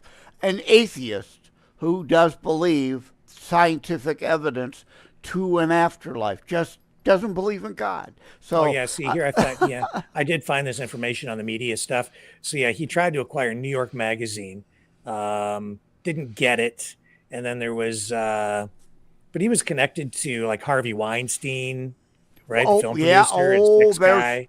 There's another important name to bring into this conversation. I didn't think to go. I'm glad you mentioned him. Yeah. We've all forgotten about Weinstein, whatever. Weinstein, yep. Yep. Yes, and you go through, and he's just a lot of media people that he knew, connected to also, Israeli connections there, Iranian connections, connected to, Khashoggi, the arms dealers, definite connections to the arms industry, and many big players there. And this is the thing. It was here we go. Okay, so I found this. Okay, so as I remember, he had a conference with people, and all these people came, and people like Steven Pinker, who is a cognitive psychologist and psycholinguist, Canadian born. What was psycholinguist? Yes, psycholinguist. As in psychotic? No, this is really important. This is very important because we are in an information war. It is the information age. It's also a digital age. And this is a guy who studies language and psychology. And I have been saying on this channel for months now that we are all being manipulated, not just by one side, but by people on many sides, other countries, intelligence agencies. People are, using language to even brainwash people. That we are being bombarded with a giant psyop, multiple psyops sometimes, and individuals are being targeted using these newest techniques in psychology to manipulate people and even trigger people, I think, Joseph, to do acts of violence. Yes. Which is why I think we're seeing, in some cases, crazy explosions and terror attacks and things of this nature where people are being triggered to do it. And then you look at what Epstein was engaged with. He was out there and was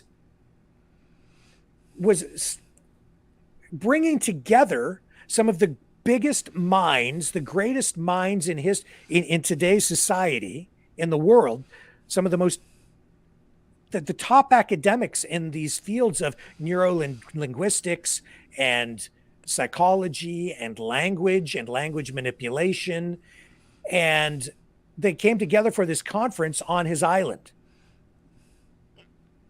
That you start to connect the dots there. We are truly in an information war. Yeah. And you just look at that. Why would he do that? Because there are other forces in play here, other people controlling things. They wanted those people there so that they could control those academics, those top thinkers in that field. They wanted access to those guys, and they got it, and maybe even control in the same way that they're controlling other people. And so you see what's going on online and the way that information is being used to control people. And I know everybody thinks that you're free and you're not being, controlled, that your mind isn't being controlled. Yes, it is. Everybody's being controlled to one degree or another. And that's why we're seeing such polarization right now. And these techniques are powerful. And I'm certain, I'm just absolutely convinced, and this is just my opinion, but I'm convinced that these techniques are being used to make people do crazy, unspeakable things, and potentially to manipulate elections. And with the march forward with artificial intelligence, we are in extreme danger. AI itself represents a huge danger to our democracy. Yep. Well, that's why today political talking points are all poll tested. It's part of the language manipulation. What phraseology gets the emotional, hysteric gut reaction we want? It's why, again, going back to, it's not, can I kill my unborn baby? That is clearly not my body. It's in my body, not part of my body, has its own DNA, its own blood type, and all that. And why choice or reproductive rights is the term, not murdering of babies. Your reproductive rights ended when you had the sex and the egg got fertilized. That reproduction has occurred. The reproductive right process has ended at that point. You had the right to contraception and all that before that point.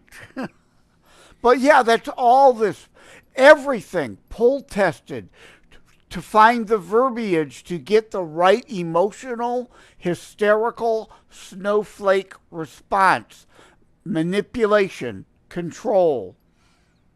Yeah, well, they're taking it to a place that's way beyond that even. I'm certain using mind control techniques that we're not even, I think, aware of. That's why you've got a guy here who's has very clear ties to the defense industry, international arms dealers. Why would you, if you were just running some sort of a prostitution ring, why would you go out of your way to organize a conference for the leading minds in mind control techniques to your island for a conference? No, they're there because they're after their skills, and and all of that ties directly into modern fifth generation warfare. Those guys, that you don't invite guys like that, the super nerds, to your sexy party. You invite the super nerds to your sexy party because you want their minds, not their bodies. Okay, Yeah, because they're probably not that hot. I think there's a whole set of psyops and manipulating going on in the chat. I sometimes wonder when I check into the comments whether they're even paying any attention whatsoever to the show. It's like they've got their own chat room going on over there. Yeah, that's okay. I'm afraid to look in there, actually, because I don't know if what I'm saying even is going to be making any sense to people who are listening sometimes. They've got some of them in there aren't interested in the show. They're trying to hijack your show for their own agenda. Yeah, no doubt. Okay, at least some of them are talking about something we've talked about during the show. Others are off on tangents about something not even close to anything we've discussed. Yeah, because well, this is important. Okay, this is a very important comment. Halo says Jesus played hockey. Totally Canadian. See? That's right. I love that comment. Thank you for chiming in. Yeah, but yeah, see, a lot of them are stuck on the Jesus was a Jew and all that discussion still going. But at least they're engaged in something we've talked about, where some others before were just clearly here to try to hijack the chat room for their own agenda. Oh man. So yeah, I don't know. Anyway, the sexy conservative. I'm still waiting. Oh, you're excited about that, are you? Can't wait to get to it. Yeah. Well, I hope that what I was able to share with folks here tonight was helpful, and for a conversation in a productive way. I think that your comments were pretty much on point tonight, Joseph, as well. So I'm really glad that we were able to do this together. Let's take another quick break, and we'll come back and we'll do the. You want to do it? Let's do the sexy conservatives. I want to talk about the right-wing beer company. Yep. Yeah. Okay, man. All right, here we go. Stay with us, sexy conservative women, right after this.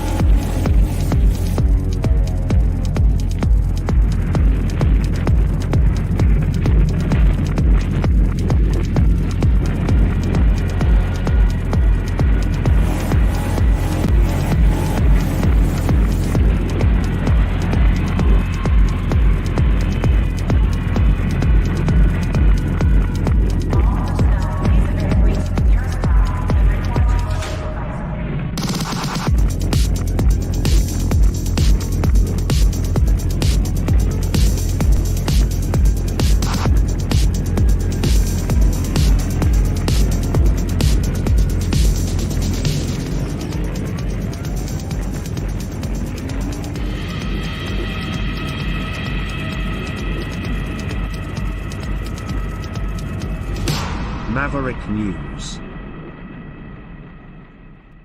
The world is watching. Okay, so let's kind of start with this story today about Lululemon, and then we'll progress into the whole thing about the sexy conservative women. All right, so this is making headlines today. The founder of Lululemon, product, honestly, that confounds me a little bit. I don't quite understand the product itself. I never understood it either, but it sells, and yeah, he got in trouble with the woke crowd. Of course, they want to cancel culture him now because he dare say companies have their own branding concepts and target audiences, and this whole DEI shit is, not a valid business model for his operation. Yeah, actually, I'm going with DIE, diversity, inclusion, and equity. Yeah, I said that the other day. My friend Ed Bondarenka on Wham Radio coined that years ago, right? Because it's diversity, inclusion, equity, DIE, because it's all about killing and destroying Western culture. It's cultural Marxism, attack on Western culture. So it's DIE. You're right. So there's the dude, Chip Wilson, Lululemon founder, slams company's diversity and inclusion thing. Yeah. Yeah, I wonder though if he's related at all to Geraldine Wilson.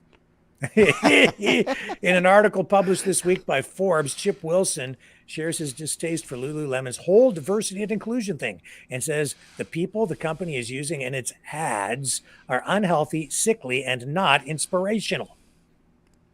Yeah.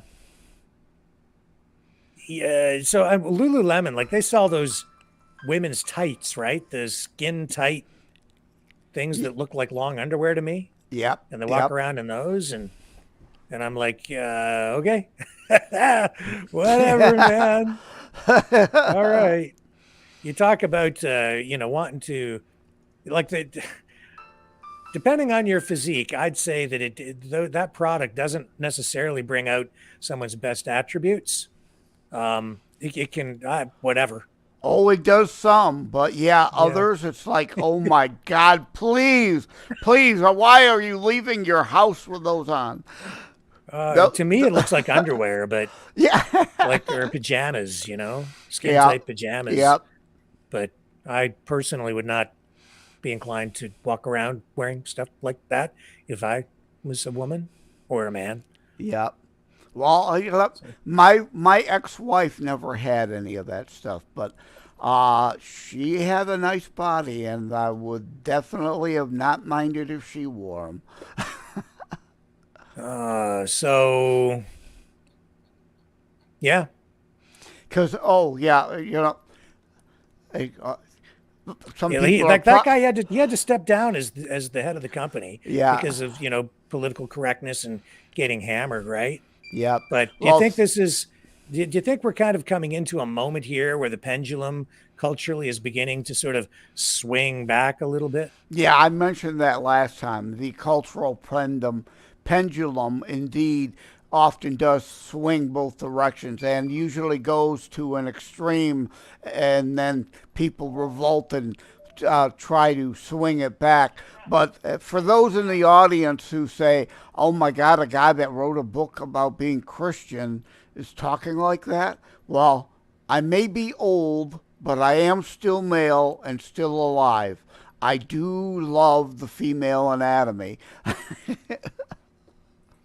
Here's Flip Wilson. Remember Flip Wilson? Geraldine, did you bring up that? I wonder if he's related to Geraldine, which is exactly what he's talking about. The woke left and all this transgender stuff. It used to be a joke. Bugs Bunny and Elmer Fudd, that was laughing at how stupid Elmer Fudd was, not promoting transgenderism of Bugs Bunny. It was comedy. It was a joke. It was laughing at you, not supporting you. And like you mentioned during the pre-show, like Monty Python, you can't be a woman, Stan. You can't have a baby. So there was a time when dressing up in drag was kind of a comedy act, right? They used to do it on Monty Python. Now it's like, it's still entertainment, but it's not done in the same way. Benny Hill acts like that. Times change. Public, I guess the cultural Overton window shifts over time, right? The difference between all of that and today's drag queen story hour perversion, night and day. That was in jest. That was in fun. That was, let's laugh at things. These people are serious pedophiles wanting to engage in sex with children, taking it back to Epstein. And we're not even, we're not talking about 15, 16, 17-year-old girls like at Epstein Island. We're talking these perverts wanting sex 6, 7, and 8-year-olds. They want to be like Muhammad, to go back to the Shia Sunni thing, who married a 6-year-old so he could have sex with her. We're talking real pedophile perverts. And no, it's not minor attracted person. It is pedophiles wanting to engage in pedophilia. And our law protects children. I hadn't really thought of this before, but do you think that the shift in our demographics and bringing more Muslims into our society, do you think that because of the culture there, where marriage can happen at a much younger age than we are used to, do you think that's having an influence on this at all? And yes, there was a time hundreds of years ago, we only lived into our 30s. 10-year-old girls, 11-year-old girls, 14-year-old girls were often in arranged marriage, indeed married young and engaged in that. Reproduction of the species mattered and was different then. We're supposed to be progressed.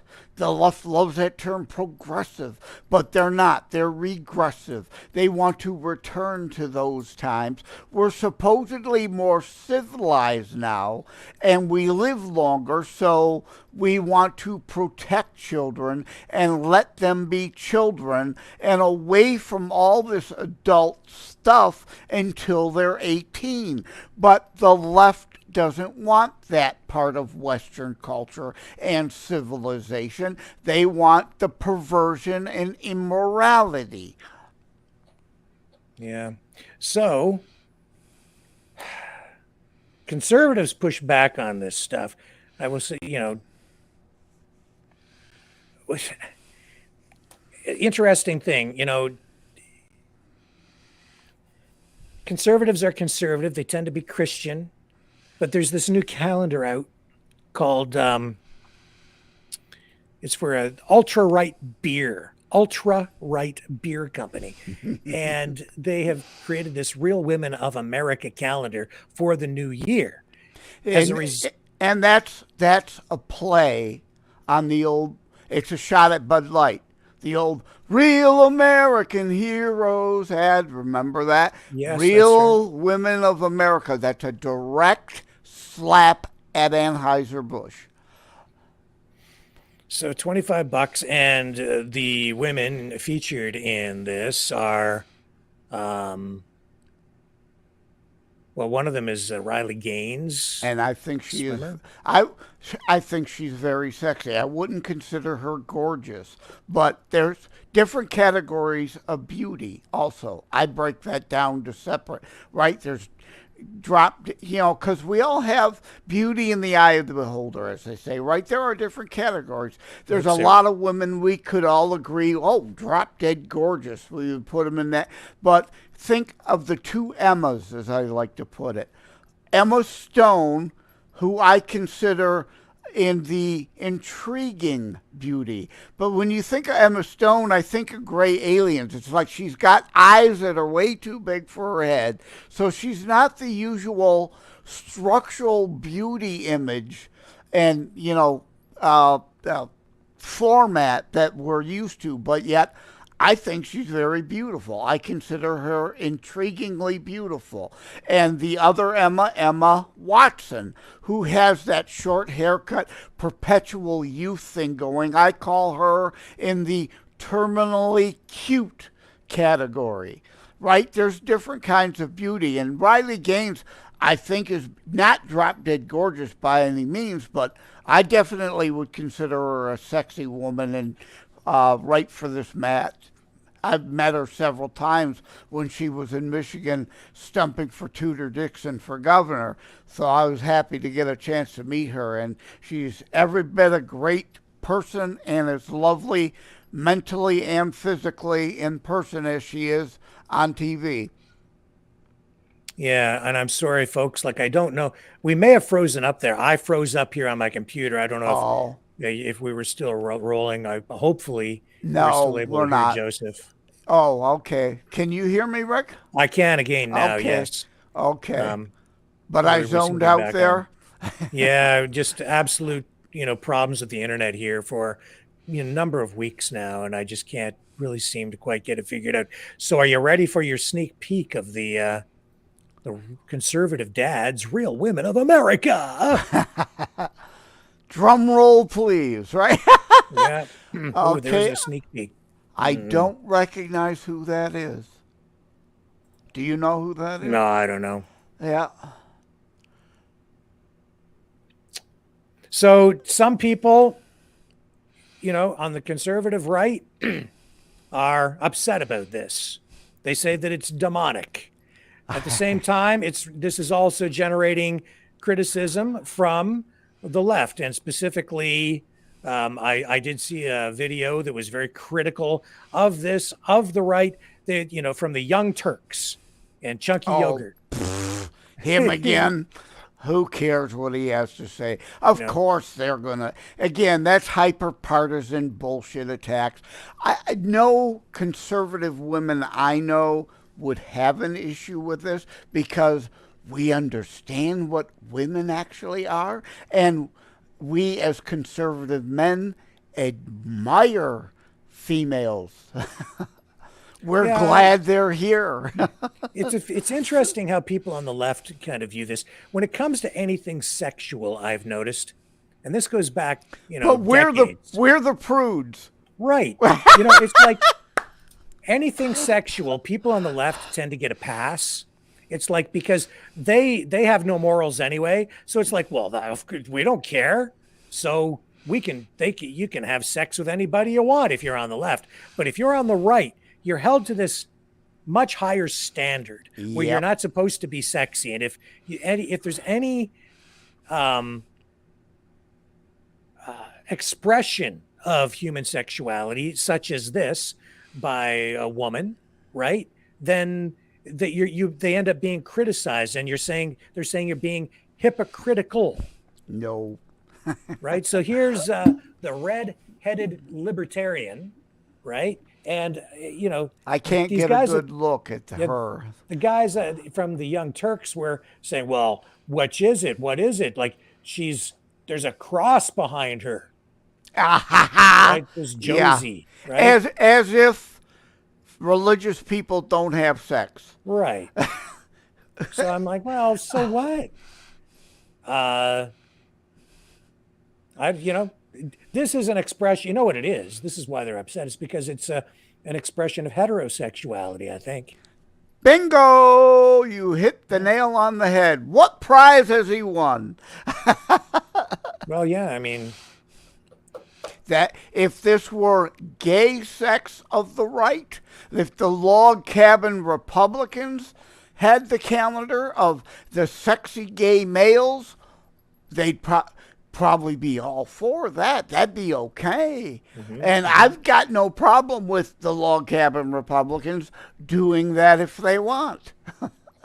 Because I don't hate gay people, unlike the left likes to try to portray. Yeah, I'm going to put the link to the video window here in the chat. So if you guys want to weigh in on this conversation, here's the link. You can join by video and join Joseph and I right here on the show tonight. I'll go over to Rumble and put the link in there too. You just click on that link if you're watching in the chat right now, and you can join us and tell us what you think of the Real Women of America calendar and whether or not conservatives are treated unfairly when it comes to issues like this. And do you think, Joseph, it's proper? Or do you understand why some people, I think on the religious right, the religious conservative right, are taking issue with this and calling it demonic? Demonic is just stupid. But to say lacking taste or in poor taste, okay. You want to say that? I'll respect your opinion. But going over that line, oh my God, it's demonic. Spare me. And just at least the comment section's caught up with us. Here's an odd physical therapists don't look at pole dancers. How we got to pole dancers, I don't know. The same way we're analyzing how the muscles work. So they kind of went off another tangent again, but we are talking the female body again, at least. Yeah, these guys on the left expect from people on the right. I guess you're supposed to. I don't know. Women are supposed to walk around with, buttoned right up to your chin, with the blouse buttoned up to your chin. Maybe burqas. Yeah, I get covered head to toe. Now it does say in the Bible to dress modestly. Now, that is, of course, open to interpretation. Most people, though, think Islam takes that definition, the same kind of verbiage and terminology, just way too far. Now, Christians were the ones who protested the invention of the bikini because the argument at the time was that crossed the line of modest dress or not, right? So these debates can be honest to be had. Everybody's line is somewhat different. And then we have this that was produced in response. Real women drink conservative dad's ultra-right beer.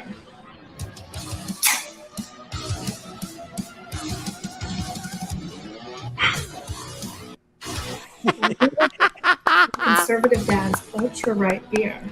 I love it. I love it. I love that. That's great. And, and it's not just about sexism or the patriarchy or objectifying women. There's a degree of humor and tongue-in-cheekness here that people without any sense of humor are completely missing. And then I think some people who are losing their minds over this from the left are posting things like this. That's ultra-right beer. Yeah, idiots again that don't know any history. The political spectrum on the right, anarchy, no government, everyone for themselves, free for all. That is right wing anarchy. No one I know is an anarchist. We all want small, limited local government. On the left is communism, fascism, socialism, monarchy, overall overriding dictatorial governance. Fascism is a left-wing thing, not a right-wing thing. Hitler was not an anarchist. So apparently, like this stuff is actually a real thing over in Germany. Apparently. So that wouldn't really surprise me. I mean, I see. You got to remember though too, the German cross, like on there, I mean, goes back long before Hitler, and it's this paranoia of the swastika too that drives me crazy. Again, people devoid of any historical perspective. The swastika goes centuries back. Native American tribes had a left-bent spin swastika. The Tibetans, which is why Hitler adopted the swastika as part of the whole descendant of Aryanism, and had the well, hello, Leo. How are you tonight? I like that Hitler ale. Is it illegal to own that? I don't know where. I don't think you can get that one at the beer store here in Ontario. It probably tastes like Jew. Oh my God! Soylent Green, it's people. Yeah, I don't know what to make of the conservative women. They're women. There's nothing to make of it, right? When you look at the left, and you got Dylan Mulvaney, and you don't even know what you're not looking a at woman. anymore, guys. Yeah, not a woman. Exactly. Yeah. Yeah, that's the thing. It's like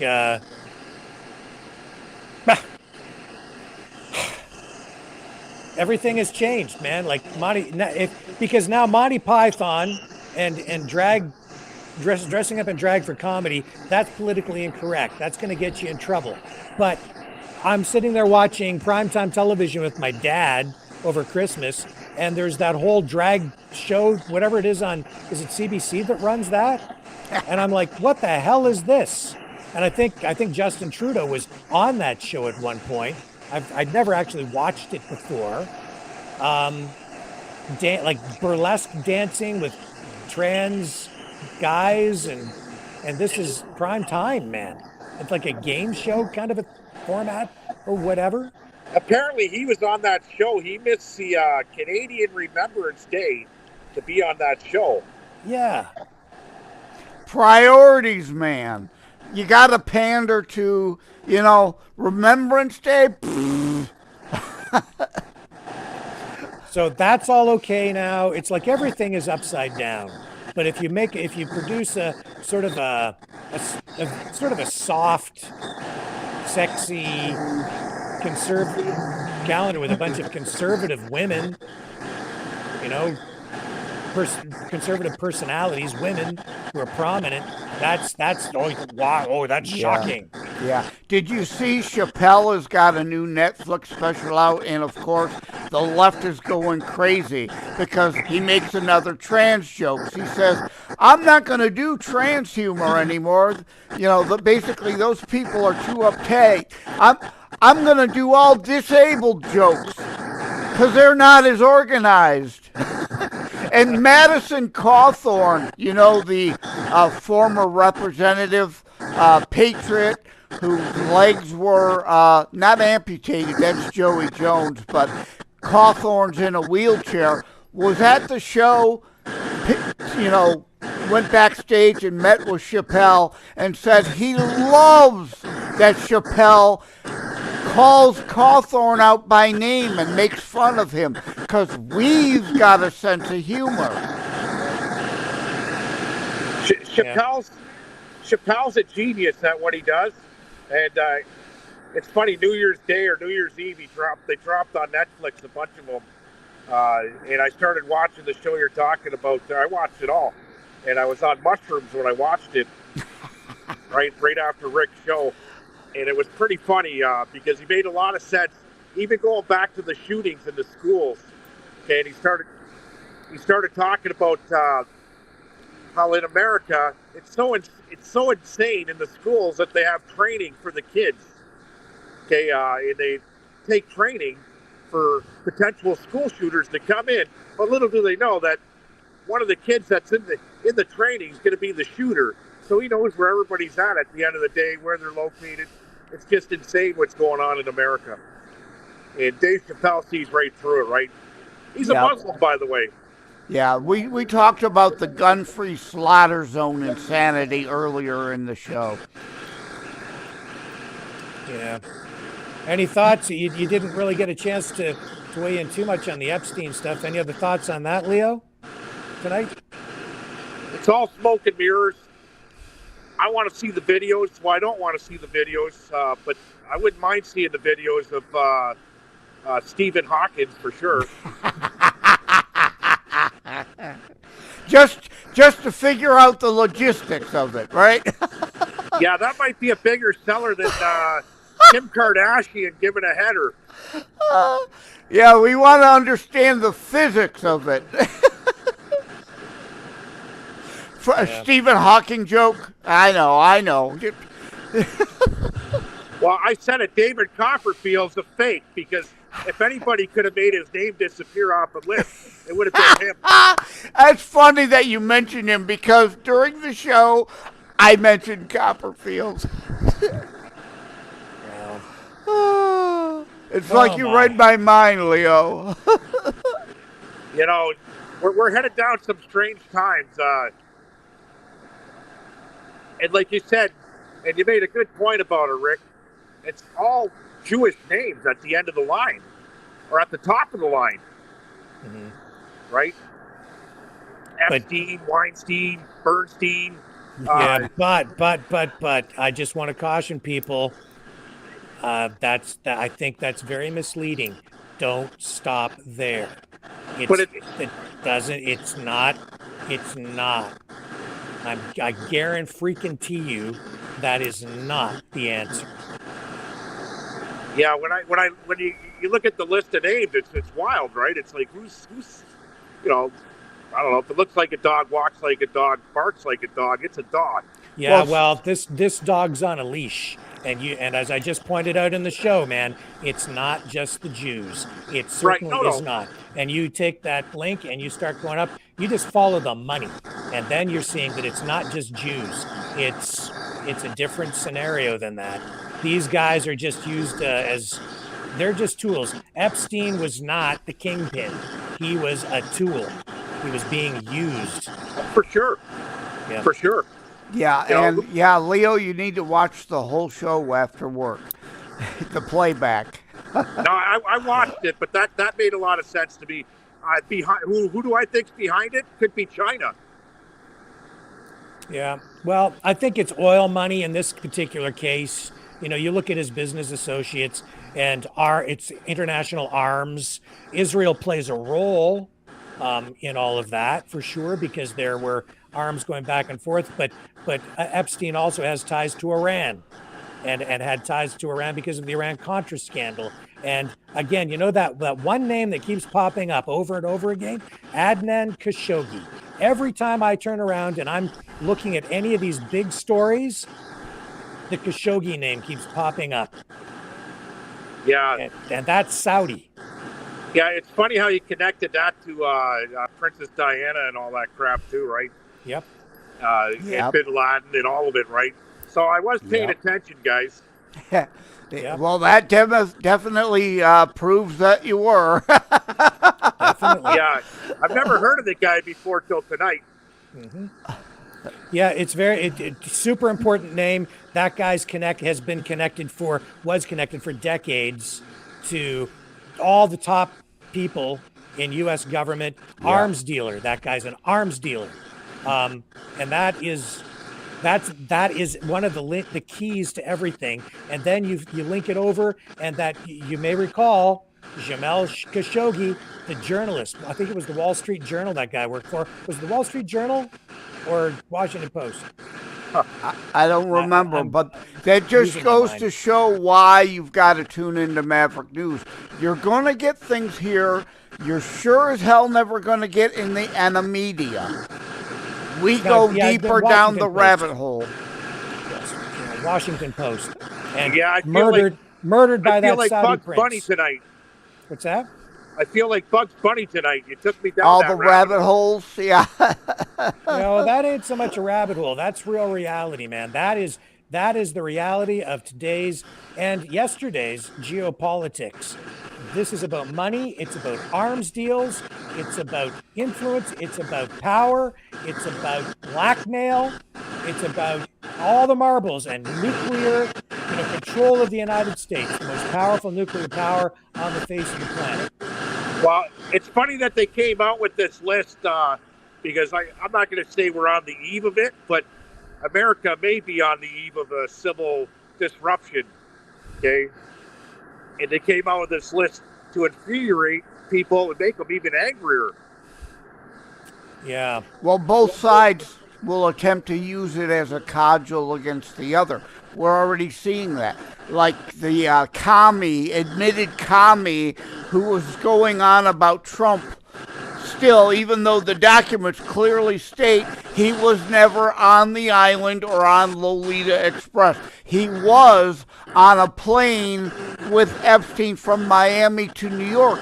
He hitched a ride. That has nothing to do with the Pedo Island and Lolita Express stuff. Millionaires and billionaires hanging out with one another. If anybody's shocked by that, I've got a bridge to sell you. Hey, here you go. Here's one for you. Okay, I hang out with Hell's Angels bikers, okay? And I've stood up in weddings for Hell's Angels bikers. My best friend's a Hell's Angels biker. Does that make me a Hell's Angel? No. No. Right. Exactly. It's like the address book thing, like I was saying. I know a whole lot of leftist commie loons. I can get along with them. We hang out some places together. That doesn't mean I'm an associate of them or engaged in conspiracy with their lunacy.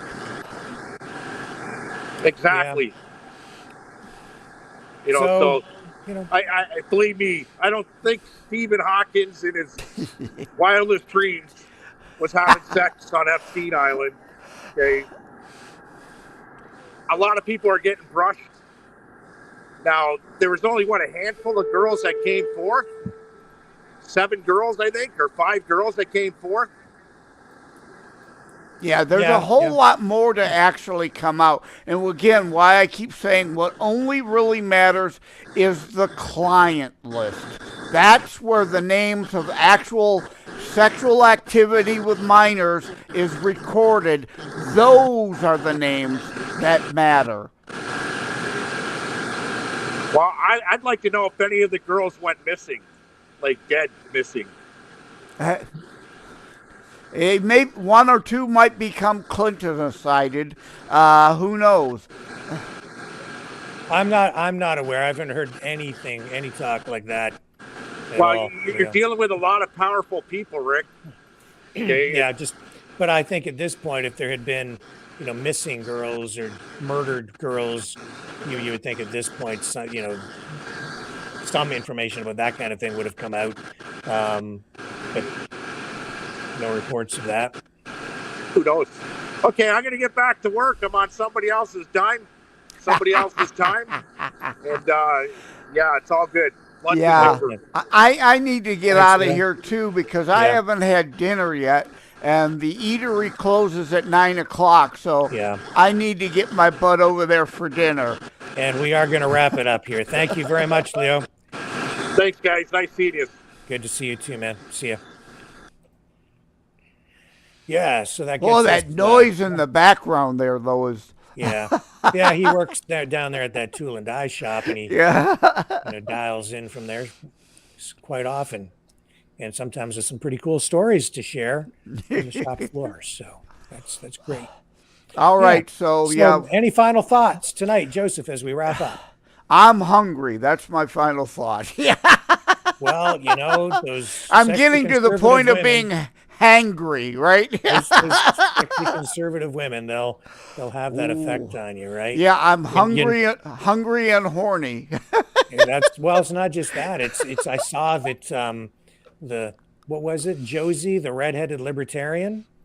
She was cooking up a storm there and was serving it up. I have my ex-wife, Strawberry Blonde. So yeah, I've got a thing for short redheads. So thank you, everybody, for hanging out with us here tonight. I hope that you found the show entertaining, but most of all, informative and helpful. And thank you, Joseph, for joining us on the program again tonight.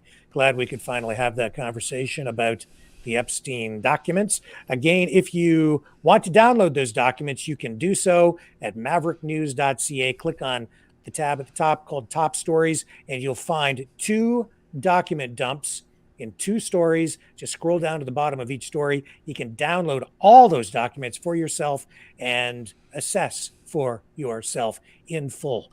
And I will be back tomorrow night, 6 p.m. Eastern Standard Time, right here on the Maverick News Channel. Love you guys. Catch you on the flip side.